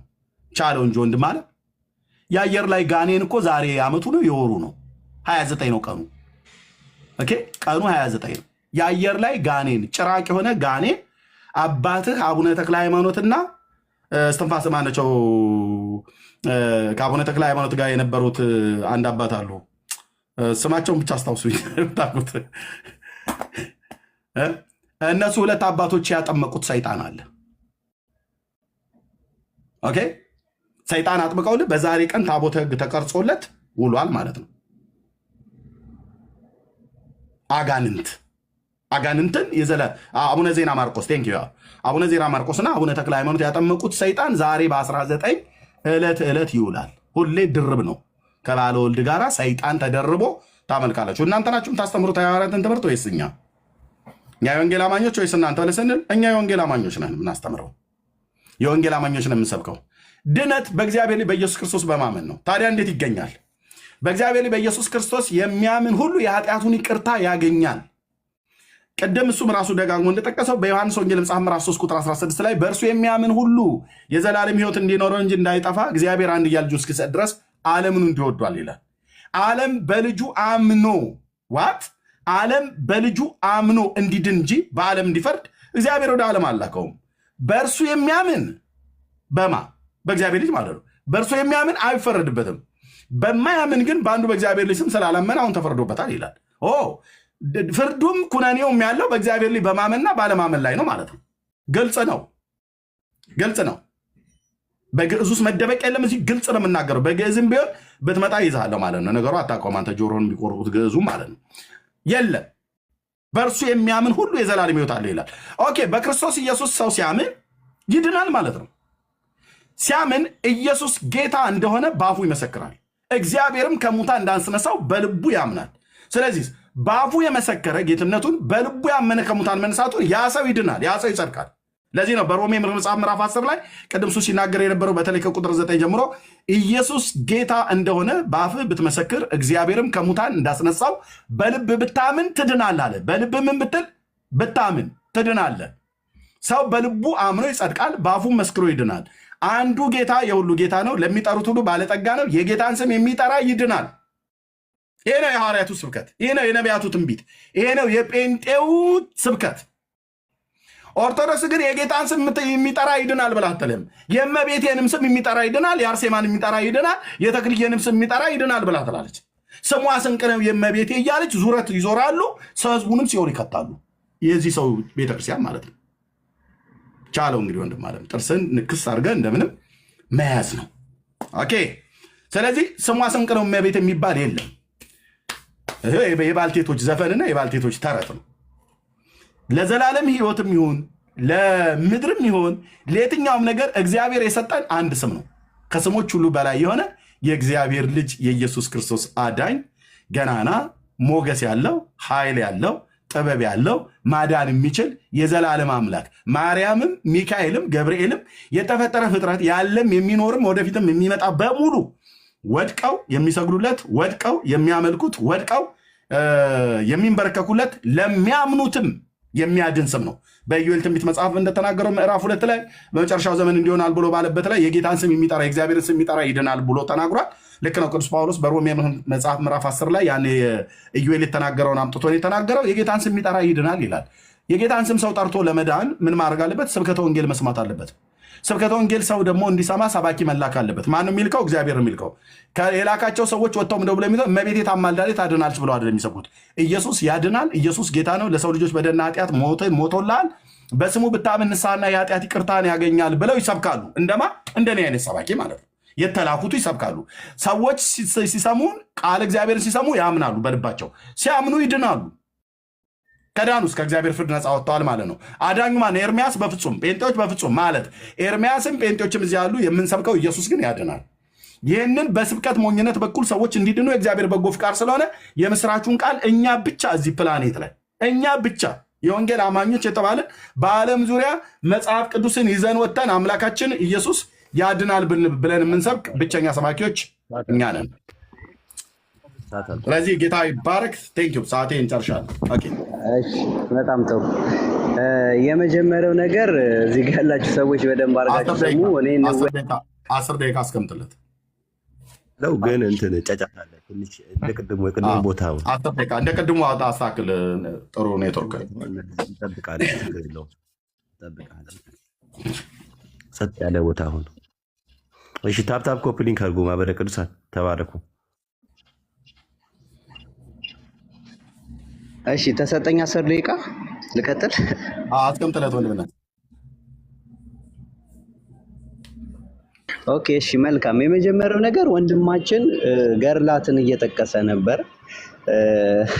በእኛ ቤተክርስቲያን የምናምነው የሰው ልጅ የዘላለም ሕይወትን የሚያገኘው ገርላት ተሰብኮለት ወይ ደግሞ የዘላለም ሕይወትን ያገኛል ብለን አናምንም። ገርላት ማለት ቅዱሳን ሰዎች ክርስቶስን አምነው ከበጉ ደም የተነሳ የደረሰባቸውን መከራ ክርስቶስን አንከደውም ብለው የደረሳቸውን መከራ እኛም ክርስቲያኖች የእነሱን አርያ እንድንከተል የተጻፈ ነው። ተአምራት ነው። ተአምራትን እየጠቀሰ ሲናገር ነበረ። እሺ ስለ ምልጃ አንስቷል። ወንድማችን ስለ ነገረ ድነት ነው እያወራን ያለ ነው።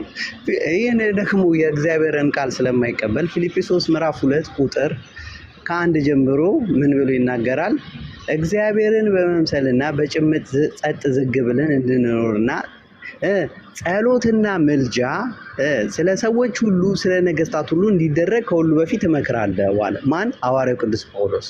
እሺ ይህ ጸሎት ለምን ያስፈልጋቸዋል? ይህ ምልጃ ለምን ያስፈልጋቸዋል ብለው የሚናገረውን ነገር ደግሞ እንዲነገር በየትኛው በጌታ ቤተክርስቲያን የሆነችው አንዲቷ ቤተክርስቲያን የትኛዋ ነች ቤተክርስቲያን ብለን ደግሞ ስናይ ቤተክርስቲያን 1516 ላይ በማርቲን ሉተር ምን ፕሮቴስታንት ማለት ትርጉሙ ራሱ መቃወም ማለት ነው። ምን እንደሚቃወም አይታወቅም። እንግዲህ ወንድማችን በጥያቄና መልስ እንሄድበታለን። አሁን በደንብ አድርጋችሁ አስተውሉ። ፕሮቴስታንት ማለት ትርጉሙ ምን ማለት ነው? መቃወም ማለት ነው። ምንድን ነው የሚቃወመው ስንል ደግሞ የማቴዎስ ወንጌል ምዕራፍ 28 ቁጥር 19 ላይ ጌታ ምን አለ? ሂዱ አሕዛብን ሁሉ በአብ በወልድ በመንፈስ ቅዱስ ስም እያጠመቃችኋቸው ያዘዝኳችሁን ትእዛዝ እንዲጠብቁ ደቀ መዛሙርቴ ያድርጉ ብቻ ብሎ ጌታ አላካቸው። የዮሐንስ ወንጌል ምዕራፍ 20 ቁጥር 22 ላይ ጌታ ይህንን ብሎ እፍ አለባቸው፣ መንፈስ ቅዱስንም ተቀበሉ። ሐዋርያቶች ወንጌልን ሊሰብኩ የወጡት ምንን ተቀብለው? መንፈስ ቅዱስን፣ የሚያበረታቸውን መንፈስ ቅዱስ ተቀብለው ነው። እሺ ይህንን ደግሞ መንፈስ ቅዱስ ባይቀበሉ ምን ይሆናሉ ሲል እንደ ጴጥሮስ ይሆናሉ። በመጀመሪያ ጴጥሮስ ምን ሆነ ስንል ጌታ ሐሙስ ላይ የጌታን እራት ሲሰጣቸው ምን አለ? ከእናንተ መካከል አለ ጌታ።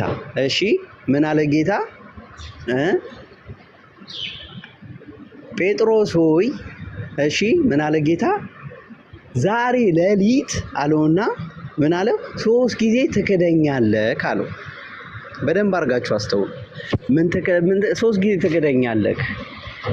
አይ ጌታ ሆይ አንተ ልክ አይደለህም፣ እኔ ካንተ በፊት ሞትንም ቢሆን ለመቀበል ዝግጁ ነኝ ብሎ ተናገረ። ማን? ጴጥሮስ። ጴጥሮስ ጌታን እያታለለው አይደለም። ጴጥሮስ ያመነውን ነገር ነው እየመሰከረ ያለው። ለምን? ጸጋ መንፈስ ቅዱስን ሳይቀበል እየመሰከረው ጌታን ስለሚወደውና ስለሚያከብረው ያንን የጌታን እስከ ሞት ድረስ ለመቀበል ዝግጁ እንደነበር። ዓርብ ዕለት ግን ሲመጣ ይህንን የምትሉትን ሰውዬ አላውቀውም አለ። ማንን? ጌታን፣ አምላኩን። በጌታ አምኗል። ምን አለ? ይህንን የምትሉትን ሰውዬ አላውቀውም ብሎ ካደ። ጴጥሮስ ግን በስተመጨረሻ ጸጋ መንፈስ ቅዱስን ከተቀበለ በኋላ ምን ሆነስ ብለን ደግሞ ስናይ ደግሞ የእግዚአብሔር ቃል እንደሚነግረን ምን እኔ እንደ ጌታ እላይ ሆኜ ልሰቀል፣ ቁልቁል አድርጋችሁ ስቀሉኝ ብሎ የእግዚአብሔር ቃል ይነግረናል። በደንብ አድርጋችሁ አስተውሉ። የቅዱሳንን ምልጃ እና ነገረ ድህነትን አንድ ላይ እያቀላቀለባችሁ ነው። ተአምራትን በቅዱሳን ላይ የተደረገውን ተአምራትን ኤርሚያስ ወንድማችን በደንብ አድርጎ እያቀላቀለው። እኔ እያወራ ያለው ስለ ነገረ ድህነት። ነገረ ድህነት ላይ ክርስቶስ በቅዱሳን ምልጃ አይደለም የዳን ነው፣ በቤዛነቱ ነው የዳን ነው።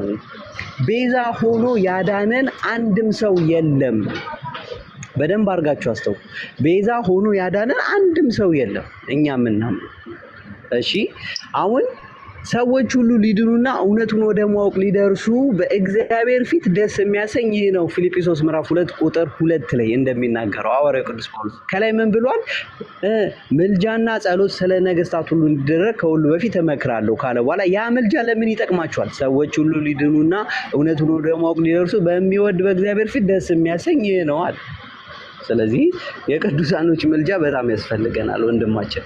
አሁን እኔ እያወራ ያለሁት ስለ ገርላት ሳይሆን ክርስቶስ ስለከፈለልን መስዋዕትነት ቤዛ ስለሆነው ስለ ኢየሱስ ክርስቶስ ነው እያወራ ያለሁት። በደንብ አድርጋ አስተውል። እኛ የዳነው በቅዱሳኖች ምልጃ በድንግል ማርያም ምልጃ አይደለም የዳነው። በደንብ አድርጋ አስተውል። ያንን ዘፍጥረት ምዕራፍ 3 ላይ እንደሚናገረው በደንብ አድርጋ አስተውል። ዘፍጥረት ምዕራፍ 3 ላይ እንደሚናገረው የሰው ልጅ አዳም በበደለው በደል ያንን የተዘጋብንን ጸጋ መንግስተ ሰማያት ረሰ መንግስተ ሰማያት ያስከፈተልን ያ ክርስቶስ ስግው ቃል ኢየሱስ ክርስቶስ አምላክ ሰው ሆኖ በቀራንዮ መስቀል ላይ የከፈለልን መስዋዕትነት ነው እንጂ በቅዱሳኖች ምልጃ አይደለም። የቅዱሳኖች ግን ምልጃ ምን እንድንድን ይረዳናል። ምክንያቱም በምድር ላይ ስላለን ከጧት እስከ ማታ ድረስ በኃጢአት ውስጥ ስላለን ቅዱሳኖች ያማልዱናል ብለን አሁን ስለ ምልጃ አይደለም ርዕሳችን። ይሄንን ጨረስን። ወደዚህ እንዳትገባው ደገርላት ማለት ነው። አሁን እየቀላቀልክ ስለሆነ እሺ፣ በደንብ አድርገን እናስተውል። ስለ ነገረ ድነት ሰው የዘላለም ሕይወት እንዴት ያገኛል የሚለውን ነገር ይህ የእግዚአብሔር ቃል የሚናገረው ምንድን ነው ብዬ ስናወራ ውይይታችን እስከ ሆኖ ሳለ እሱ ግን ወዴት ሄደ? ወደ ምን ሄደ? ወደ ገርላት ሄደ ማለት ነው። ገብቷል? ስለዚህ ይህንን ነገር ደግሞ አሁንም ቢሆን ተመለስና ወደ የእግዚአብሔር ቃል የሆነው መጽሐፍ ቅዱስ ነው እየተወያየ ያሉት። ገርላትን ስለማትቀበል የማትቀበለውን ነገር አታውራ። እሺ፣ የዮሐንስ ወንጌል ምዕራፍ 3 ቁጥር 16 ላይ በልጁ የሚያምን የዘላለም ሕይወት እንዲኖረው እንጂ እንዳይጠፋ እግዚአብሔር አብ አንድያ ልጁን አላከም እናወዳለን ብሎ ይናገራል። ይህ የእግዚአብሔር ቃል ስለሆነ አሜን ብለን እንቀበለዋለን።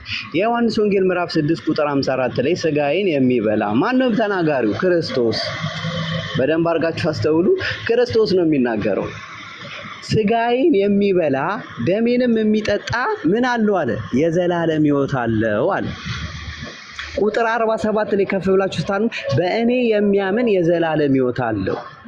አሁን ቁጥር 47 ላይ እና ቁጥር 54 ላይ ስለተለያየ የዘላለም ሕይወት አይደለም እያወራ ያለው። አንድ ክርስቲያን በጌታ አምኖ ስጋውና ደሙን መብላት ካልቻለ ራሱ ክርስቶስ ቁጥር 54 ላይ ተናግሯል።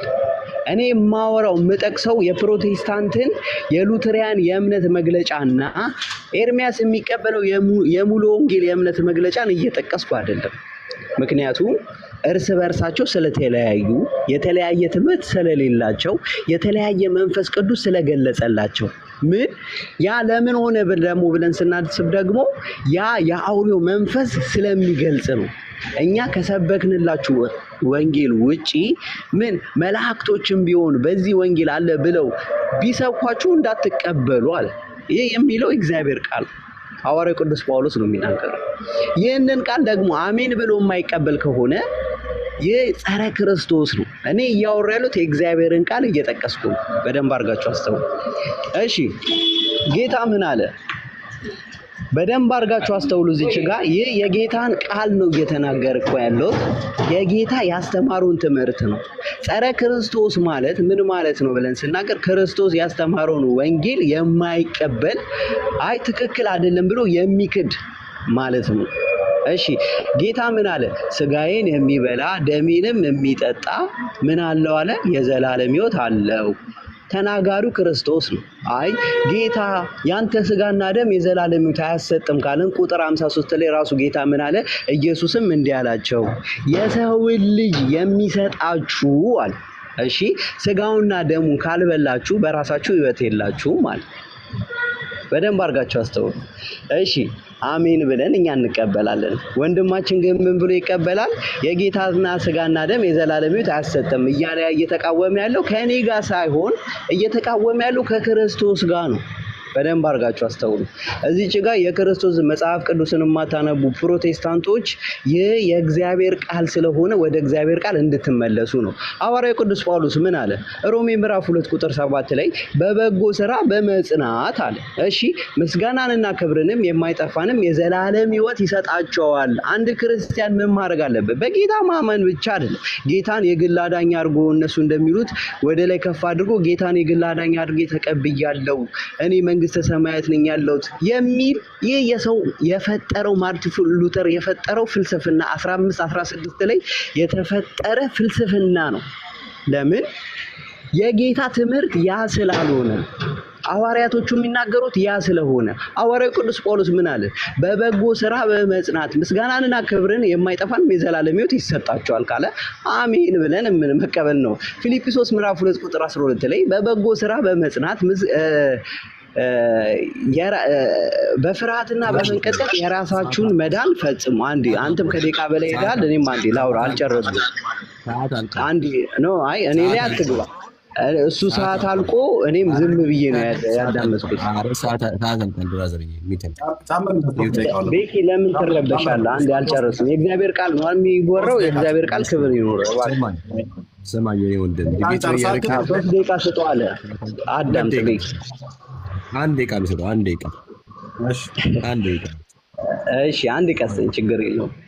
እኔ እያወራ ያለሁት ስለ እግዚአብሔር ቃል እየጠቀስኩኝ እያወራው ስለ ገርላት ላይ ይሄዳሉ። ወንድማችን ገርላት ማለት ተአምራት፣ ቅዱሳኖች ያመኑትን እግዚአብሔር የከፈለላቸው ምን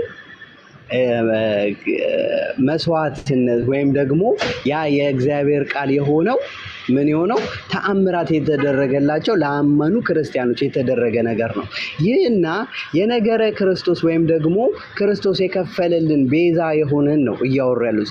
ክርስቶስ የሰው ልጆችን የዘላለም ሕይወት የሰጠውን ነገር ነው የእግዚአብሔርን ቃል ጠቅሼ እያወሩ። እሺ ምን አለ? ፊልጵስዩስ ምዕራፍ 2 ቁጥር 12 ላይ በፍርሃትና በመንቀጥቀጥ የራሳችሁን መዳን ፈጽሙ ብሎ ሲናገር ይህንን እየተናገረው ሐዋርያው ቅዱስ ጳውሎስ ለዳኑ ለአመኑ ክርስቲያኖች ነው።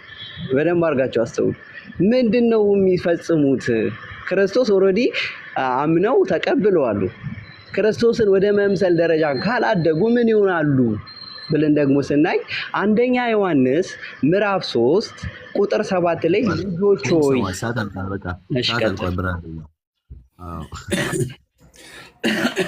እሺ ቴንኪው ወንድምነት ትልቁ ላይ ማነው ሰዓቱን አስተካክልኝ።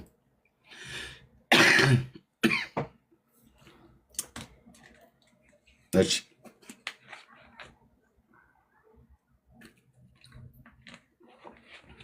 እሺ ቴንኪው ተባረኩ። እኔ ሪባትል ስለሆነ ቅድም እሱ የተናገረውን ነው የማፈርሰው።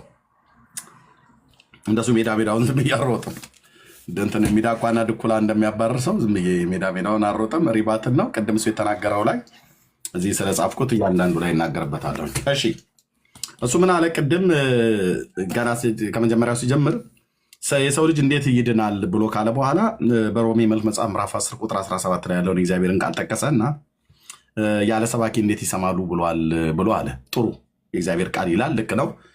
እኛ ወንጌላውያን አማኞች የምንሰብከውም ቅዱሱም ቃል የሚያዘን የወንጌል ስብከት እንዲሰበክ ነው እና ይሄ መጥቀስ ጥሩ ነው መጥቀሱ ማለት ነው። ግን ይሄ አሁን ወንድም የጠቀሰውና እሱ መሰሎቹ በስንት ከ60 ሚሊዮን በላይ የሚቆጠሩ ኦርቶዶክሳዊ አማኝ አሁን ባለው በሮሜ መልክ መጽሐፍ ምዕራፍ 10 ቁጥር 17 መሰረት እምነት ከመስማት ነው መስማትም በእግዚአብሔር ቃል ነው ብሎ የሚለውን ግን አያምንም። በኋላ ጥያቄ ላይ መድኃኒዓለም ያገናኘን። ቴንኪው አያምንም ወንድማችን ማለት ነው። ውሸቱን ነው እሱም ይሁን ሌሎቹ በሙሉ ውሸታቸው ነው። እምነት ከመስማት ነው መስማትም በእግዚአብሔር ቃል ነው ብሎ የሚለው የእግዚአብሔር ቃል እውነት ነው፣ ግን እሱ ራሱ ተግባራዊ አላደረገውም። እሱ ብቻ ሳይሆን አብዛኞቹም እንዳልኳችሁ በሚሊዮን የሚቆጠረው ህዝብ ይህን ተግባራዊ አላደረገውም። ለምን ብላችሁ ብትሉ የኦርቶዶክስ ክርስትና የሚጀምረው ከውሃ ውስጥ መግባት እንጂ ቃል እግዚአብሔርን ሰምቶ በማመን አይደለም። እንደምታውቁት ሁላችን ከዛ ስለወጣን ሰው ይወለዳል። ወንድ ከሆነ በ40 ቀኑ ውሃ ውስጥ ይጨምሩታል። በ40 ቀኑ ማለት ነው። ከዛ ክር አንገቱ ላይ ይታሰርለታል። ክርስቲያንህ ብለው ይልኩታል ማለት ነው። ኦኬ ይሄ ነው። በዚህ መንገድ ነው የሚሄድ። ሴት ከሆነች በ80 ቀኗ ወስደው ውሃ ውስጥ ይረጯታል። ከዛ ክር አንገቷ ላይ ያስረው ወስበ ጥምቀቷ ወለተ ሥላሴ ብለው ያስሯታል፣ ይለቋታል። አለቅ። ድናለች እች ሴት? አልዳነችም። ድኗል ይሄ ሰው? አልዳነም። እምነት ከመስማት ነው ብሎ የሚለውን የእግዚአብሔርን ቃል ሮሜ መጽሐፍ ምዕራፍ 10 ቁጥር 17 ላይ የጠቀሰውን እሱን በእሱ መሰረት ቃል እግዚአብሔርን ሰምቶ ነው። ይሄ አጥማቂውም ተጠማቂውም ቃል እግዚአብሔር ተሰብኮላቸው ቃል እግዚአብሔርን ሰምተው አምነው አይደለም የዳኑት። ስለዚህ የሮሜ መልክ መጽሐፍ ምዕራፍ 10 ቁጥር 17 ላይ ደጋግሞ የተናገረው የአምላካችን እግዚአብሔር ቃል ነው። ወንደርፉል የሆነ እግዚአብሔር ቃል ነው። በጣም የምንወደ እግዚአብሔር ቃል ነው። ልክ የክርስትናውን መሰረቱ የእምነትን መሰረቱ እዛ ላይ ነው መሆን ያለበት። ሰው ለመዳን ማመን አለበት። ለማመን መስማት አለበት። ምን? ቃል እግዚአብሔርን። ማን ይነግረዋል? የተላኩ ሰባኪዎች ይነግሩታል። ቃል እግዚአብሔርን እንዲሰብኩ ማለት ነው። የምስራቹን ቃል፣ የማዳኑን ቃል። ይሄን ታዲያ የምናደርገው ማንን? እኛ የወንጌላውያን አማኞች ነን። አንድ ሃይማኖት ካቶሊክ በል ኦርቶዶክስ፣ በዓለም ዙሪያ ክርስትና ተብሎ የሚጠሩት አንዳቸውም ይህንን አያደርጉም። አንዳቸው በመዋለድ እንጂ የበዙት በወንጌል ሰበካ አልበዙም። ካቶሊክም ኦርቶዶክስም በሏቸው፣ ምስራቃውያንም ምዕራባውያን የሚባሉት በስብከት ወንጌል አይደለም የተባዙት። ወንጌል ሰበካ እነሱ ጋር ነውር ነው። ከሆነም እዛው ነው። ወንጌል ሰበካ ብለው ይላሉ። በስመ አብ ወወልድ ወመንፈስ ቅዱስ አሐዱ አምላክ ብለው በዛቲ ዕለት አይረፈ እንትና ምናምን ነገር ብለው የሆነ ሰውዬ ይጠራሉ። በቃ አለቀ። ለዓመቷ እንኳን አደረሰ፣ ለወሩ እንኳን አደረሰ። እንግዲህ የዕለት ዕለት የዓመት ይበለን ብለው ይለያያሉ። አለቀ። ይሄ ነው። የወንጌል ስብከት የለም። ቤት ውስጥ ነበርን ብራዘርዬ፣ ለቀባሪው ማርዳት ያልነው እዚህ መጥተህ የወንጌል ስብከት ብለህ የምትለው ማለት ነው። ሮሜ 10:17 እዚህ እኛ ጋር የጠቀስከው ከጴንጤ ሰምተህ እንጂ ይሄንን መጽሐፍ ቅዱስ መሰረትን ይዛ ኦርቶዶክስ ለህዝቧ ስብከተ ወንጌልን ሰብካ ሰው ቃል እግዚአብሔርን ሰምቶም አምኖ አልዳንም። አንተም እንደዛ አልዳንክም። ጥያቄው ላይ ያገናኘን በዮሐንስ 3:16 ላይ ያለውንም የእግዚአብሔርን ቃል ጠቀሰ። እጅግ የምንወደው የእግዚአብሔር ቃል አይናችንን የከፈተ የእግዚአብሔር ልጅ ያሳየን የእምነት ቃል ማለት ነው። በዛም ላይ ሰው እንዴት ነው የሚድነው ብሎ ካለ በኋላ እንዴት መዳን ይቻላል አለ። በእምነት ነው አለ። ጥሩ እኮ ነው፣ ልክ ነው። ግን ይህንን ብሎ የሚለውን እሱ የለበትም። መልሱልኝ፣ በመድኃኒዓለም እንዳይወጣ። እሺ መልሱልኝ፣ እኔ እቀጥላለሁ። ሰው እንዴት ነው የሚድነው አለ። በእምነት ነው አለ። ልክ ነው እኮ በእምነት ነው። ታዲያ ግን ጴንጤዎች በእምነት እያሉ ህዝብ ያስታሉ ይሉናል። መጽሐፉን ሲነበብ ግን በእምነት ነው። መዳን በምንድን ነው? በእምነት ነው። በእግዚአብሔር ልጅ ላይ ባለህ እምነት ነው የምትድነው። የእግዚአብሔር ልጅ ካላመንክ ትጠፋለህ፣ ካመንክ ትድናለህ። ፒሪየድ። የተዘጋ ማህተም ማለት ነው። የእግዚአብሔር ልጅ ካመንክ ትድናለህ፣ ካላመንክ ትጠፋለህ። መጽሐፍ ቅዱስ ይህን ነው የሚናገረው። ለዚህ ነው በእርሱ የሚያምን ሁሉ የዘላለም ህይወት እንዲኖረው እንጂ ብሎ መጽሐፍ ቅዱስ የተናገረው ማለት ነው። ሰዎች አታስወጡኝ እባካችሁ፣ አትፍሩ።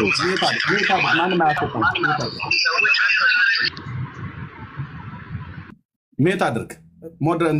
ማንም አያስወጣም። አንተው ራስህ ነው የምትወጣው።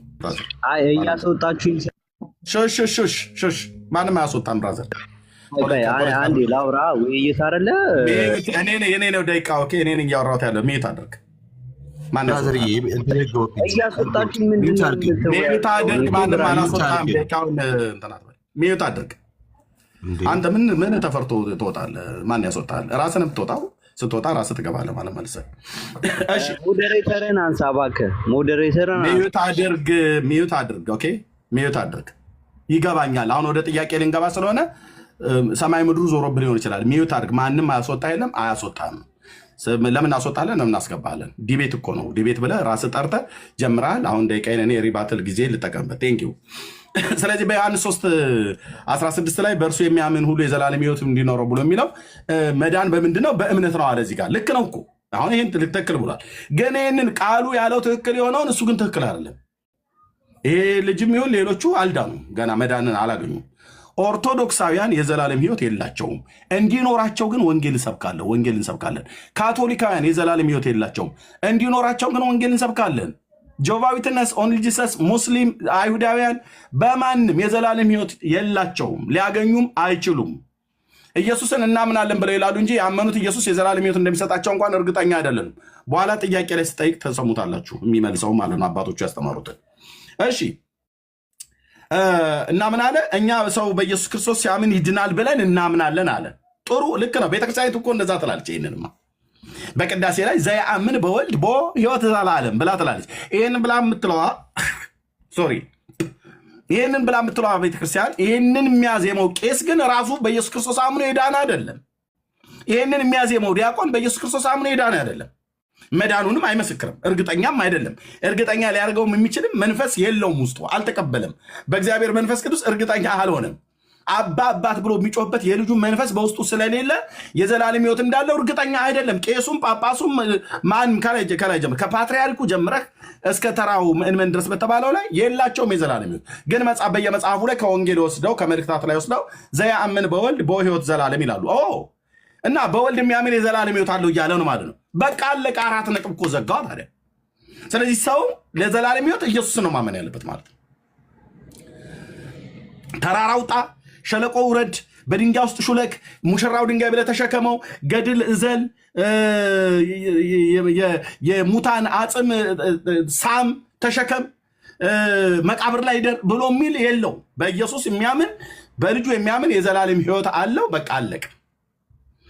ስለዚህ ይሄን እኛን የምንሰብከው እንጂ እናንተማ አሰብኩም በሰብኩም የተሰበከውን በተሰበከው እውነት የዘላለም ሕይወት የላችሁም። ስለ መዳን 5ቱ አዕማደ ምስጢርን ማወቅ በደንብ ምስጢራትን መቀበል አለብን ብሎ አለ ራሱ። አሁን 5ቱ አዕማደ ምስጢራት ላይ በኋላ ጥያቄ ስጠይቀው ታያላችሁ። ከ5ቱ አዕማደ ምስጢር ነገረ ክርስቶስ ላይ፣ ጥምቀት ላይ፣ ቁርባን ላይ ጠይቀዋለሁ ጥያቄ። ትንሣኤ ሙታንማ ይከብደዋል። 3ቱን ግን ጠይቃለሁ በኋላ ላይ ነገረ ክርስቶስ ላይ፣ ቁርባንና ጥምቀት ላይ ያገናኛል። ቅዱስ ቁርባን ስለ መብላት ቡላለ ቁርባኑ አንዱ የነካበት ማለት ነው። በዮሐንስ 6:47 እስከ 53 ድረስ ያለውን ጠቀሰ። ጌታችን እንደዚህ ብሏል፣ ስጋዬን የበላ ደሜን የጠጣ የዘላለም ሕይወት አለው ብሏል። አዎ ብሏል። እሱን እዛ ጋ ግን ያለው በጥርስ ስለሚታኘከው እኔ ቤተልሔም ጋግሬ ስለማመጣው ዳቦ አይደለም። አጭርና ግልጽ። ኦኬ።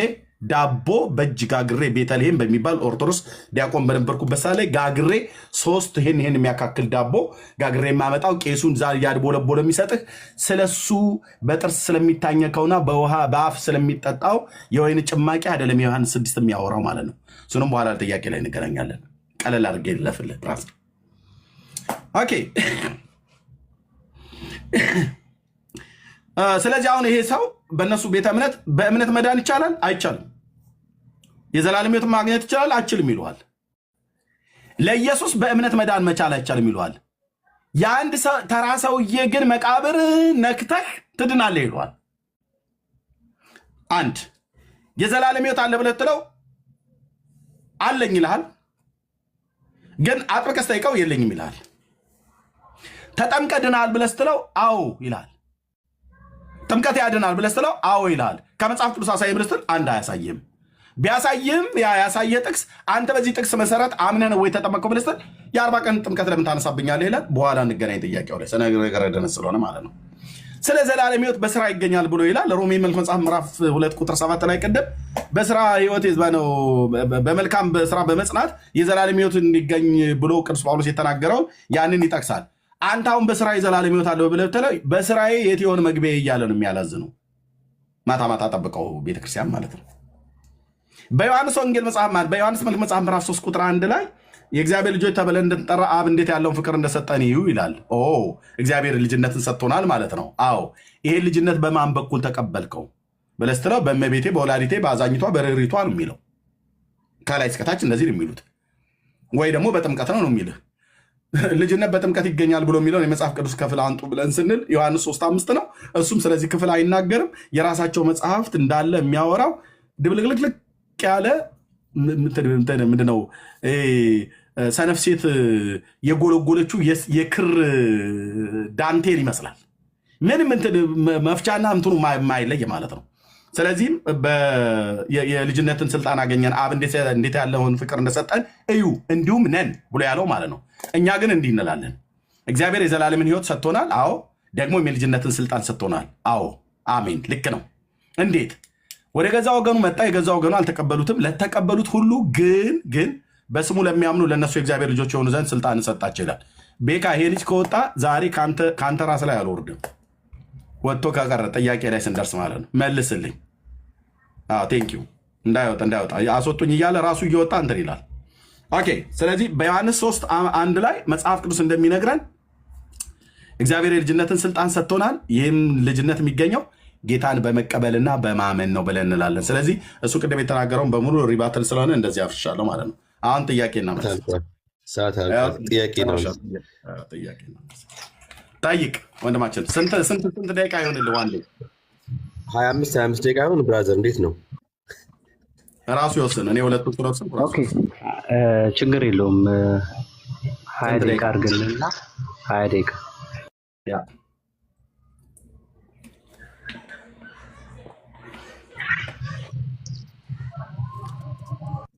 ጠይቅ። ደቂቃውን ባያዝልን ጠይቅ። ከፈለክ ይያዝልን። ኦኬ ይሰማል ድምጼ? ኦኬ እሺ መልካም። የዮሐንስ ወንጌል ምዕራፍ 3 ቁጥር 16 ላይ በልጁ የሚያምን የዘላለም ሕይወት አለው የሚለው ክርስቶስ ነው አይደል? አዎ። እሺ የዮሐንስ ወንጌል ምዕራፍ 3 ቁጥር 53 ላይ ኢየሱስም እንዲህ አላቸው፣ የሰው ልጅ የተባለው ማን ነው? ክርስቶስ። ኦኬ የሚሰጣችሁን አለ። ክርስቶስ ምንድን ነው የሰጠን? ሕይወቱን ራሱ። ኦኬ ስጋውና ደሙን ሰጥቶናል ማለትም ነው። ራሱን የሰጠን ራሱን ማለት ነፍሱንም ስጋውንም። አይ ቃሉ እያለ ያለው የእግዚአብሔር ቃል እያለ ያለው የዮሐንስ ወንጌል ምዕራፍ 3 ቁጥር 6 ቁጥር 53 ላይ ኢየሱስም እንዲህ አላቸው፣ የሰው ልጅ የሚሰጣችሁን ስጋ ይላል እና ደሙ።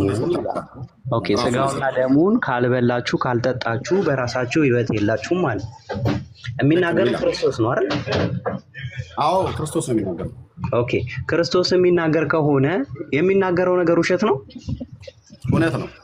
ኦኬ እውነት ከሆነ የጌታ የሰው ልጅ የሚሰጣችሁ ያለው ክርስቶስ ነው ብለሃል። ስጋውና ደሙን ካልበላችሁ ካልጠጣችሁ በራሳችሁ ሕይወት የላችሁ ማለት ምን ማለት ነው? ልክ ነው። በእግዚአብሔር ልጅ በራሱ በኢየሱስ ክርስቶስ ራሱን የሰጠን ከሰማያት የወረደ እውነተኛ የሕይወት እንጀራ እሱ ስለሆነ በሱ የሚያምን ሁሉ የዘላለም ሕይወት እንዲኖረው እንጂ እንዳይጠፋ እኮ ካልበላችሁ ይላል ቃሉ ላይ። ካልበላችሁ በስሙ ስለማመን ነው የሚናገረው።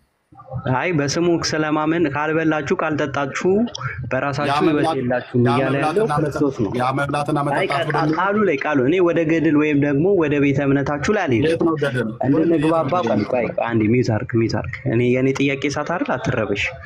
እሺ እኔ አሁን መጽሐፍ ቅዱስን ጠቅሼ የዮሐንስ ወንጌል ምዕራፍ 6 ቁጥር 53 ላይ ምን ይላል ቃሉ? ኢየሱስም እንዲህ አላቸው። ማን ነው የሚለው? ኢየሱስ። የሰው ልጅ ስል የሰው ልጅ የተባለው ማን ነው? ክርስቶስ አልከኝ። እሺ የሚሰጣችሁ እያለ እየተናገረ ያለው ክርስቶስ ነው። እሺ ስጋውና ደሙን ካልበላችሁ በራሳችሁ ሕይወት የላችሁም ማለት ምን ማለት ነው? የሚናገረው ክርስቶስ ነው። ጨረስክ አይደል? ጥያቄ ምንድን ነው? ቀጥል። ዮሐንስ ወንጌል ምዕራፍ 6 ቁጥር 53 ላይ ነው እየጠየቅኩ ያለሁት የእግዚአብሔርን ቃል። ጥያቄ ምንድን ነው? ጥያቄን ጠይቀኝ ታዲያ። እሺ ስጋውና ደሙን ካልበላችሁ የሚናገረው ክርስቶስ ከሆነ የትኛውን ስጋና ደምን የሰጠን ክርስቶስ? ኦኬ ክርስቶስ ስጋና ደሜን ካልበላችሁ ካልጠጣችሁ፣ የሰው ልጅ ስጋ ካልበላችሁ ካልጠጣችሁ በራሳችሁ ሕይወት የላችሁም ማለቱ በእኔ የማታምኑ ከሆነ የዘላለም ሕይወት የላችሁም እያላቸው ነው። እዛው ጥያቄ ሰዓት ነው። ቆይ እሺ የሉተሪያን የእምነት መግለጫ ላይ የጌታ ስጋና ደም የዘላለም ሕይወት ያሰጣል ብላ ታምናለች። ትቀበላለህ? እኔ ሉተራዊ አይደለሁም፣ የሉተርን አልቀበልም። በጌታ ግን አንድ ህብረት ናችሁ? እኔ ሉተራዊ አይደለሁም አልኩ እኮ።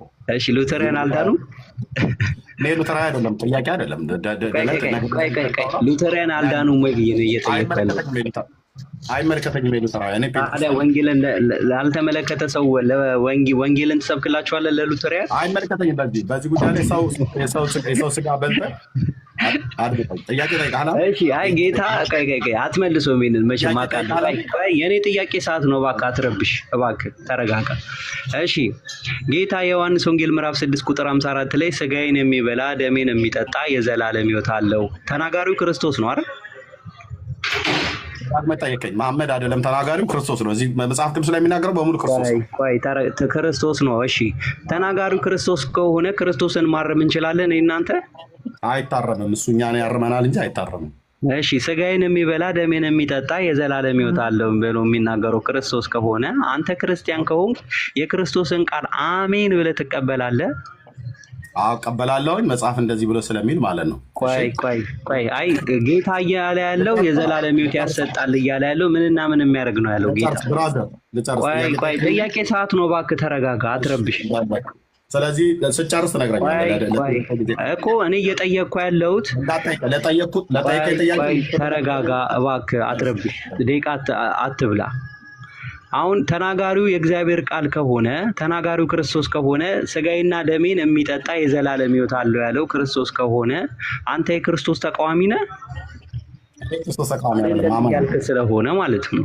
አማኝ ነኝ። እኔ ክርስቶስ አማኝ ነኝ፣ ተቃዋሚ አይደለም። እሺ ይሄንን ቃል የእግዚአብሔርን ቃል አሜን ብለህ ትቀበላለህ? በደንብ አሜን ብዬ ነው የምቀበለው። ስለዚህ ጌታ የዘላለም ሕይወት የሚያገኘው ምንና ምን ሲያደርግ ነው አለ የዮሐንስ ወንጌል ምዕራፍ 6 ቁጥር 54 ላይ በእሱ ሲያምኑ ይላል ቃሉ። አለምን ተዋሻለህ? ቁጥር 29 ላይ አይ 29 እኔ 54 ላይ እየጠቀስኩልህ። ቆይ ቁጥር 47 ላይ በእኔ የሚያምን የዘላለም ሕይወት አለው አለ። ትቀበላለህ? አዎ እሱ ነው በእኔ የሚያምን የዘላለም ሕይወት አለው ማለቱ። በጥርስ የሚበላ ትቀበላለህ? አትቀበልም? ትቀበላለህ? አትቀበልም? ቁጥር 29 እባክህ ደቂቃዬን አትብላ እባክህ ኤርሚያስ። ቁጥር 29 ቁጥር 47 ላይ በእኔ የሚያምን የዘላለም ሕይወት አትረብሽ። የኔ ጥያቄ ሰዓት ነው። እባክህ አትረብሽ። ተረብሽ ነው የምትበዝበው። ቁጥር 47 ላይ የእግዚአብሔር ቃል በእኔ የሚያምን የዘላለም ሕይወት አለው አለ ጌታ። ይህንን ቃል ትቀበላለህ? አትቀበልም? ጥያቄ ጠይቀኝ። ትቀበላለህ? አትቀበልም? እየጠየቅኩ ነው። ቁጥር ስንት? ቁጥር 47 ላይ በእኔ የሚያምን የዘላለም ሕይወት አለ አለ ጌታ። መልሴን እኮ ነው መልሰህ የምጠይቀኝ። ቅድም ያልኩ ማለት በእኔ የሚያምን የዘላለም ሕይወት አለው ማለት ትቀበላለህ አትቀበልም? እባክህ ደቂቃን አትረብሽ። መልሴን እኮ ነው መልሰህ የምጠይቀኝ። መልሴን እኔ መለስኩልህ። ጥያቄ ነው። ትቀበላለህ ይህንን የእግዚአብሔር ቃል ወይስ አትቀበልም? መልሴን እኮ ነው የምጠይቀኝ ነው ያልኩህ። እኔ የመለስኩትን ጠይቅ። እኔ መልስንም ጠይቅ ምንም ጠይቅ። በጌታ እንትን አትበል እባክህ። ሌላ የእኔ የመለስኩትን ለምን ትጠይቀኛለህ ነው ያልኩህ። እሺ በጣም ጥሩ። ከመለስክ ስጋዬን የሚበላ ደሜን የሚጠጣ የዘላለም ሕይወት አለው ያለው ክርስቶስ ከሆነ እኔ እናንተ ክርስቶስን ማስተካከል እንችላለን? አንችልም። ለምን እናስተካክለዋለን? ታዲያ ይህንን ቃል አሜን ብለህ ትቀበላለህ? ወዳጄ ቁጥር 29 ቁጥር 47 ላይ ነገረህ እኮ በእኔ የሚያምን ይህንን የእግዚአብሔር ቃል ከተናገረ የክርስቶስ ቃል ከሆነ አሜን ብለህ ትቀበላለህ አትቀበልም? ተቀብዬ እኮ ነው የማወራው። ቁጥር 29 ቁጥር 47 እንደማይቀበል ግልጽ ነው። እሺ ሮሜ ምዕራፍ 2 ቁጥር 7 ላይ በበጎ ስራ በመጽናት የዘላለም ሕይወት ያገኛል አለ ሐዋርያው ቅዱስ ጳውሎስ። ይህንን ቃል ትቀበላለህ አትቀበልም? ሰው በስራ የዘላለም ሕይወት አገኝ በኢየሱስ ክርስቶስ በማመን ነው። ቃሉ ይላል ወይስ አይልም? ሰው በኢየሱስ ክርስቶስ በማመን ነው። ቃሉ ይላል ወይስ አይልም ብዬ ነው የጠየቁት። ቃሉ ይላል ግን በስራ በማመን በስራ በማመን ጳውሎስ እያወራ ቆይ ስለ የትኛው የዘላለም ሕይወት ነው እያወራ ለደቂቃ ጊዜ ትሰጠኛለህ? ለጥያቄ መልስ ስለ የትኛው የዘላለም ሕይወት ነው እያወራ ያለው ሐዋርያው ቅዱስ ጳውሎስ? አንድ ነው የዘላለም ሕይወት ያለው በኢየሱስ ክርስቶስ በማመን። የዘላለም ሕይወት ይላል ካልክ ስለ ምን በማድረግ ነው የዘላለም ሕይወት ይገኛል ያለው? በኢየሱስ በማመን ኢየሱስ ጌታ እንደሆነ ቃሉን የራስህን ትምህርት ከሙታን እንዳስነሳው አየህ። ይሄ ነው በቃ ትልቁ ችግር። አሁን ምን አለ መሰለህ ጠያቄ ጠይቄ ስጠይቅ የእግዚአብሔርን ኢየሱስ ጌታ እንደሆነ በአፈር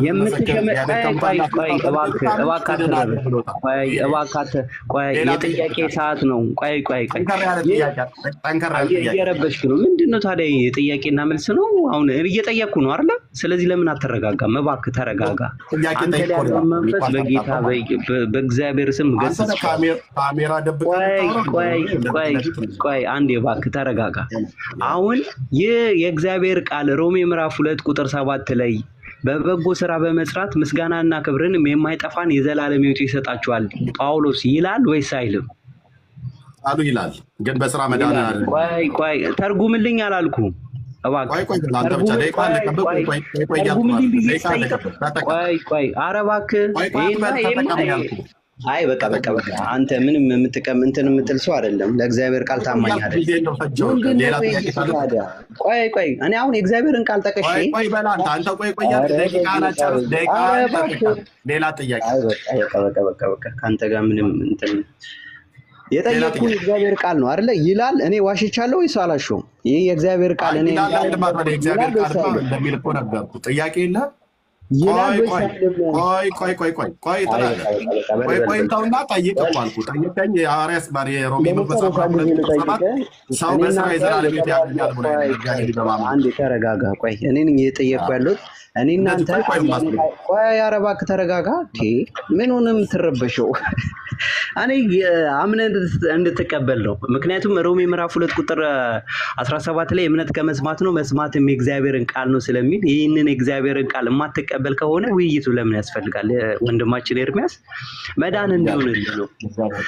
እሺ የሮሜ ምዕራፍ 2 ቁጥር 7 ላይ በበጎ ስራ በመስራት ምስጋናና ክብርንም የማይጠፋንም ሕይወት ለሚፈልጉ የዘላለም ሕይወት ይሰጣቸዋል ይላል ወይስ አይልም?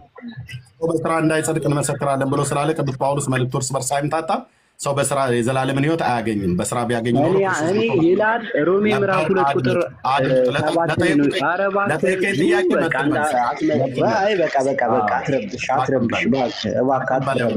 ለእግዚአብሔር ቃል ታማኙንና እኔ የጥያቄ ሰዓት እኮ ነው ወንድሜ፣ ተረጋጋ።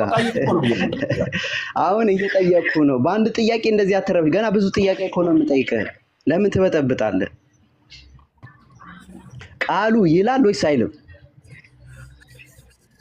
ጥያቄ ነብራዘር የቅዱስ ቃሉ ሮሜ መጽሐፍ ምዕራፍ ይላል ወይስ አይልም? ይህ የእግዚአብሔር ቃል ሐዋርያው ቅዱስ ጳውሎስ በበጎ ስራ በመስራትና ምስጋናና ክብርንም የማይጠፋን የዘላለም ሕይወት ይሰጣቸዋል ይላል ወይስ አይልም? ሙሉ አድርገህ ጠይቅ። ጥያቄ ይላል ወይስ አይልም ነው እየጠየቅኩ ያሉት እኔ። አንተ አሳየኝ። ቆይ አራተኛ ልመልስልህ። ደቂቃ አስጠኝ።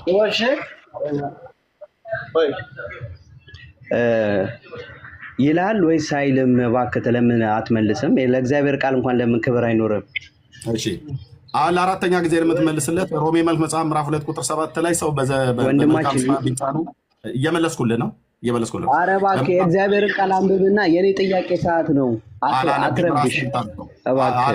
ለእግዚአብሔር ቃል ታማኝ ከሆን አይ ደቂቃዬን አትብላብኝ፣ ደቂቃዬን መልስልኝ እባክህ።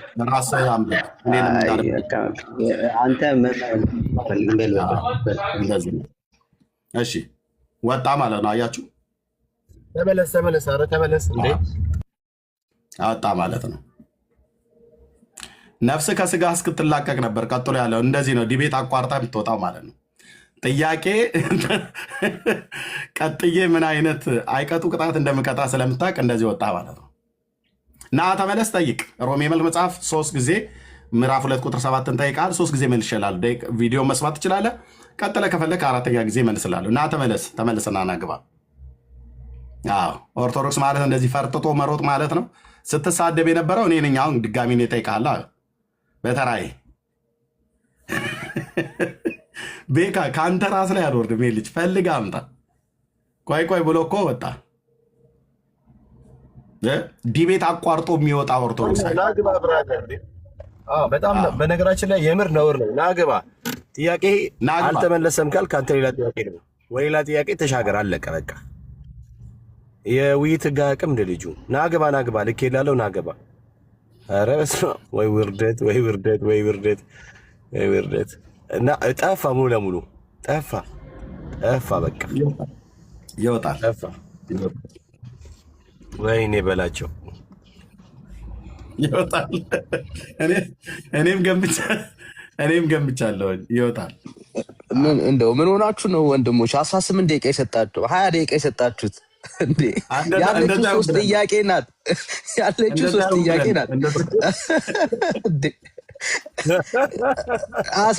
አስበዋል። 20 ደቂቃ ሙሉ ሲጠየቅ ማለት ነው። ምን ሊሆን ነው ልጁ እንዴ? ያለው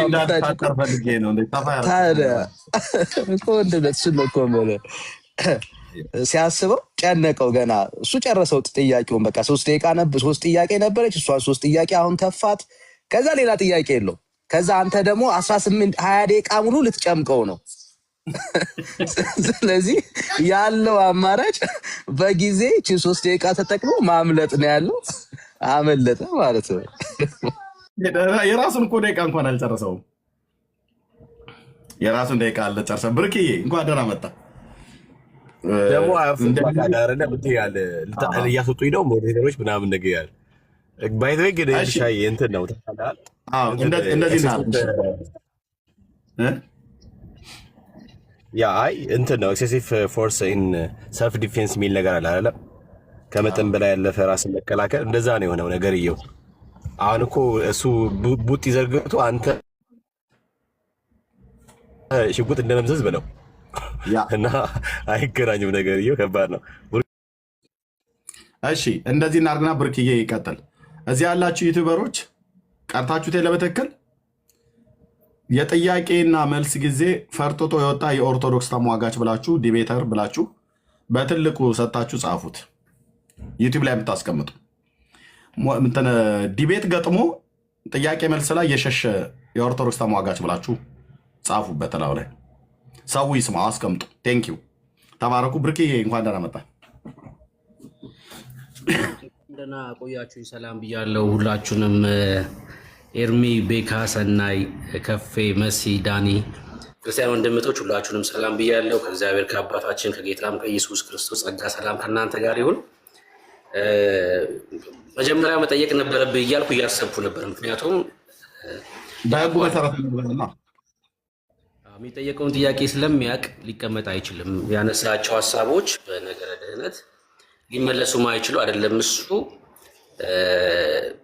እዚህ ቲክቶክ ላይ እናውቃለን ተምረናል የሚሉ ሰዎች እንኳን አይ ይሄን አታንሱብን የሚሉት አይነት ርዕስ ስለሆነ ልጁ ሊወጣ እንደሚችል ገምቼ ነበር እና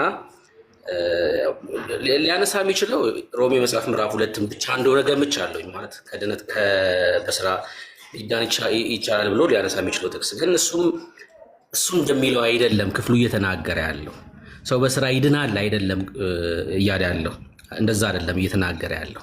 ለማን ተጻፈ? ምንድን ነው ህጉን ላላቸው ሰዎች ምን እያለ ነው ጳውሎስ በሮሜ መጽሐፍ ምዕራፍ 2 ላይ የሚለውን ማስተዋል ማየት ያስፈልጋል። ሮሜ 1 ላይ የነገረን ነገር አለ። ሮሜ 2 ላይ የነገረና ሮሜ 3 ላይ በቃ ይሄ ሁሉ እንኳን ቢኖር ሁሉ ከሕግ በታች ነው፣ ሙታን ናችሁ። ለዛ ነው በነቢያት የተመሰከረው የእግዚአብሔር ጽድቅ የተገለጠው ብሎ ሮሜ 3 ላይ ደግሞ ሲነግረን እንመለከታለን። እና ሮሜ 2 ላይ ያለው ቃል እሱ ለሚያምነው እምነት የሚሆን አይደለም በጭራሽ። ክፍሉ እንደዛ አይደለም እያወራ ያለው። አይቀመጥም፣ እንደማይቀመጥ እርግጠኛ ነበርኩኝ። ዮሐንስ ወንጌል መጽሐፍ ምዕራፍ 6ም ስለ ዳቦ አይደለም የሚያወራው። በቃ አለቀ። ስለ ዳቦ አይደለም የሚያወራው። እኛ ቀራኔው ላይ እግዚአብሔር አብ የደገሰውን ድግስ ብሉ ነው እያለ ያለው። እግዚአብሔር አብ ደግሷል ቀራኔው ላይ የሰባውን ፍሪዳ አርዷል፣ እሱም ብሉት ነው እያለ ያለው። እና ኢየሱስ ክርስቶስን ነው ምን በላው ራሱን መብላት ነው ዮሐንስ 6 እንጂ ስለ ህብስት የሚያወራ አይደለም። በነገራችን ላይ ኢንቫይት አድርጌው ነበር። ወዲያው ነው ከዚህ ላይቭ ላይ የወጣው ልጁ ታች ላይ እንደወረደ ማለት ነው። እና ሊቀመጥ እንደማይችል አውቄያለሁኝ። በነገራችን ላይ ሲያወራ ከሰማሁት መካከል እናንተ ሉተራን፣ ካልቪን ምናምን ተለያይታችሁ ሊል ሞክሯል፣ ሰምቻለሁ። እሱ በጣም በሚገርም ሁኔታ እነሱ በአንድ ቤተ መቅደስ በሚሉት ውስጥ ሁለት ሃይማኖት እንደሚቀድስ ታውቃላችሁ። አሁን እነሱ እዚህ መጥተው ፖለቲካ ለመስራት ይሞክራሉ። እናንተ ሉተራን፣ ካልቪን ምናምን ብሎ ለመስራት ይሞክራሉ። በአንድ ቤተክርስቲያን ሁለት እምነት አብሮ ይቀድሳል። በአንድ ቤተክርስቲያን ማለት በአንድ ቤተ መቅደስ ውስጥ ተራ በተራ አንድ ሳምንት 3 መለኮት ይቀድሳል፣ አንድ ሳምንት ደግሞ አንድ መለኮት ይቀድሳል። ይሄን ታውቃላችሁ። እዚህ መጥተው ግን እናንተ እንደዚህ ብሎ ለማውራት በድፍረት ይሞክራሉ። አሁን እየተናገርኩ ያለሁት በዋልድባ ገዳም የሚሆነውን ነው፣ እየሆነ ያለውን ነገር ነው። ተራ በተራ ነው የሚቀድሱት። ተራ በተራ አንድ ሳምንት 3 መለኮት ይቀድሳል፣ አንድ ሳምንት ደግሞ አንድ መለኮት ይቀድሳል። እዚህ መጥተው እናንተ ሉተራን ኦፍኮርስ የምንለያይበት ነገር አለ፣ አንድ የሚያደርገን ነገር አለ። ልዩ በሆነው ነገር ላይ በእግዚአብሔር ቃል እናወራለን፣ አንድ በሆንበት ደግሞ አብረን እንሰራለን።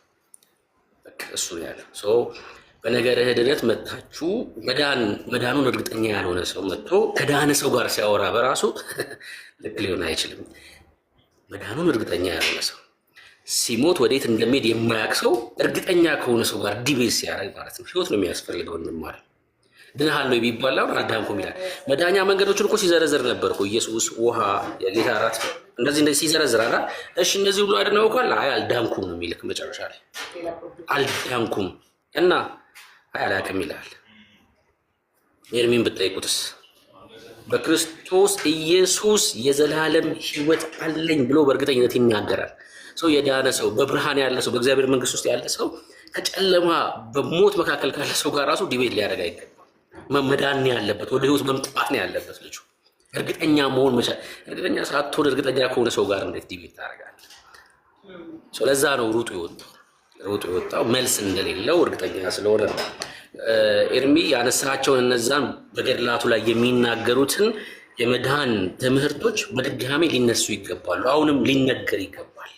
በኢትዮጵያ ኦርቶዶክስ የመድኃኛ መንገድ ናቸው ተብሎ በክርስቶስ ኢየሱስ ደም ላይ የቀለዱ መጽሐፍቶች አሁንም እየወጡ ሊነገሩ በህዝብ ፊት ቀለው ሊታዩ ይገባል። ለምን? በክርስቶስ ደም ላይ የቀለዱ መጽሐፍቶች ስለሆኑ ማለት ነው።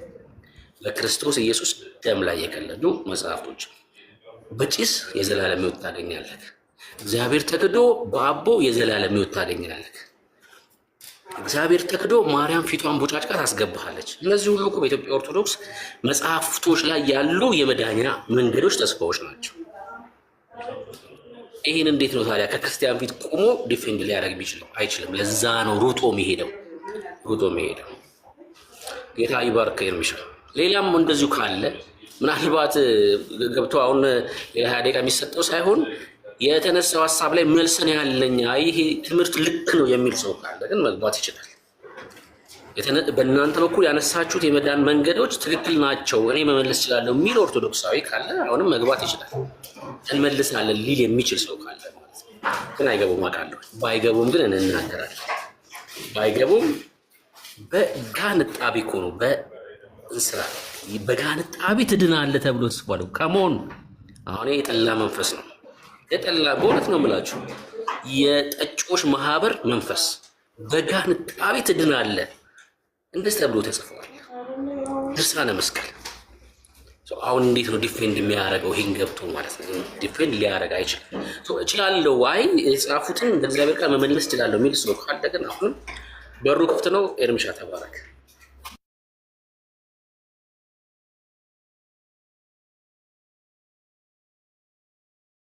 ሶሪ ቴንኪ ወንድምነት ጸጋ ይብዛልህ። ቴንኪው። እንግዲህ እውነት ለመናገር ፍርጠጣው ዛሬ ብቻ አልጀመረም። ባለፈውም ዲያቆኑ እንደዚሁ ፈርጥጦ ነው የወጣ 25,000 ሰው በተሰበሰበበት እንዲህ ቤት ላይ አቋርጦ ነው የወጣው። ሰዓቱ አላልቅ ብሎት የነፍስ ውጭ ግቢ የጭንቅ ሆኖ ማለት ነው። ለዚህ ነው የእውነት ስንነግራችሁ በጴንጤ ፊት ኦርቶዶክስ ልትቆም አትችልም። ተረት ይዘህ ልትቆም አትችልም። አንተ እኔ ኢየሱስን ይዤ እኛ ኢየሱስን ይዘን አንተ አርሴማና ከተማ እየለ ብለህ ስንት የሀገር ፍጡር ሰብስበህ በእኛ ፊት እንዴት ልቆም ትችላለህ? ጥያቄና መልስ ላይ እንደዚህ ትነካዋለህ ማለት ነው። ጴንጤ ግን አይፈራም። እንደዚህ ፊት ለፊት እንደዚህ ካሜራ ከፍቼ ነው የማወራው። ያለበው ምን ይበለው አይታወቅም። ይሄ ልጅ አሁን ወጥቷል።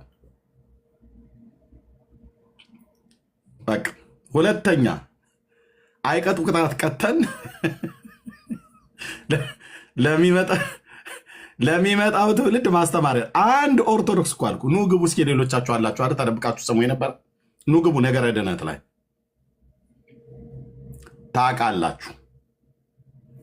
ታውቃላችሁ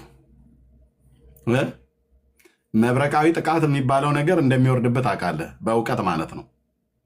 ስለዚህ አይመጡም፣ አወዳኒ አይመጡም። እና ይሄው ነው። ግን በኢየሱስ ክርስቶስ ሰው በማመን የዘላለምን ሕይወት ያገኛል ብሎ የሚለውን ቤተክርስቲያን አታስተምረው። ኦርቶዶክስ ቤተክርስቲያን እንደዚህ አይነት ትምህርት የለም። ኦርቶዶክስ ሰው በኢየሱስ አምኖ ይድናል ብሎ አያምኑም። ወንድሞች እናቶቼ፣ እሺ ስም ማጥፋት እንዳይመስላችሁ፣ በፍጹም አይታመንም። ውሸት ነው፣ ውሸት ነው። ያለሱ ማና ለምናም ብለው የሚሉት ውሸት ነው። እንዴ ስንት አለ፣ ስንት እኔ እዚህ ጋር እንኳን አሁን ለጥያቄ ያዘጋጀውለት 3 መጽሐፍቶች ነበሩ።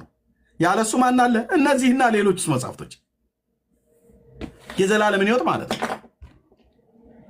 የኃጢአትን ይቅርታ፣ የዘላለምን ሕይወት፣ መንግስተ ሰማያትን መግባት በፍጡር ታገኛለህ ብላ ኦርቶዶክስ። ያለሱ ማን አለ ብለህ ነው ኤርሚያስ እንዴ? ያለሱማ ያለ አንድዬ ማን አለ ይለዋል። ውሸት ነው፣ ውሸት። ያለ ኢየሱስ የመዳን መንገድ የለም። በኦርቶዶክስ አለ። በማርያም የዘላለም ሕይወት ታገኛለህ። ቤዛችን እሱ ብቻ ነው ይላል። ውሸት። መስቀሉም ቤዛ ነው፣ ማርያምም ቤዛ ናት። የአቡነ ተክለ ሃይማኖትም ደብረ ሊባኖስም መቃብር ቤዛ ነው። ኢየሱስ ብቻ ቤዛ በእኛ በወንጌላውያን አማኞች እንጂ ኢየሱስ ብቻ ቤዛ ብሎ የሚለው በኦርቶዶክስ አይሰራም። እራሷ ቤተክርስቲያኒቱ አልቀበልም ነው የምትልህ። ጌታችን ብቻ ነው ቤዛችን አትልም። መቃብርም ቤዛዋ ነው፣ መስቀልም ቤዛዋ ነው፣ እንጨት ፍጡርም ማርያምም ቤዛዋ ናት። 4 ቤዛ ነው ያላት። ኢየሱስም ቤዛ ነው፣ ማርያምም ቤዛ ናት፣ መስቀሉም ቤዛ ነው፣ መቃብርም ቤዛ ነው። መቃብርም የኃጢአትን ስርየት ይሰጣል፣ መስቀሉም የነፍስ ድነት ነው፣ ማርያምም የነፍስ ድነት ናት፣ ኢየሱስም የነፍስ ድነት ነው ይለዋል። 4 ናቸው ያሉት። ዚፕ። ስለዚህ ከዚህ የምትማሩት አሁን ያያችሁት ከዚህ ልጅ አንድ ኦርቶዶክስ በጴንጤ ፊት እውነት ለመናገር ማለት ነው የእግዚአብሔርን ቃል በታጠቀ በጴንጤ ፊት ቆሞ ተከራክሮ ሊሞግት የሚችለው ምንም ግራውንድ የለውም። ስራችሁና መሰረታችሁ ኦርቶዶክሳውያን እነዚህ ገርላት ናቸው። እነዚህን ደግሞ በትውልዱ ፊት ምናምን ሆነው እንዲናቁ አድርጓል እግዚአብሔር በእኛ በኩል ማለት ነው። ለእግዚአብሔር ክብር ይሆንለት። እነዚህ መጽሐፍቶቻችሁ ምናምን እንዲሆኑ አድርጓል። የተጻፉትን እንኳን ጴንጤ ሊጸየፋቸው አለም እናንተ ራሳችሁ እንኳን እንድትጸየፏቸው አድርጓቸዋል። ገልጠን እያወጣን ማለት ነው። በእግዚአብሔር እውቀት ላይ የተነሱ እነዚህ የሰው ሀሳብ ለዘላለም ነው የፈረሱት። አታድኗቸውም ከእኛ እጅ ለማለት ፈልጋለሁ። ተባረኩ ወገኖች። ቀጥሉና እኔ ጨርሳለሁ። ወንድምነት ቤት የሚከፍት ከሆነ ወደ እሱ ጋር መዞር እንችላለን። ወንድምነት ዳኒ የምትለው ካለ በል፣ ከዛ ወደ ላይ ሁሉም ብለው እንጨርሳለን። ዳንዬ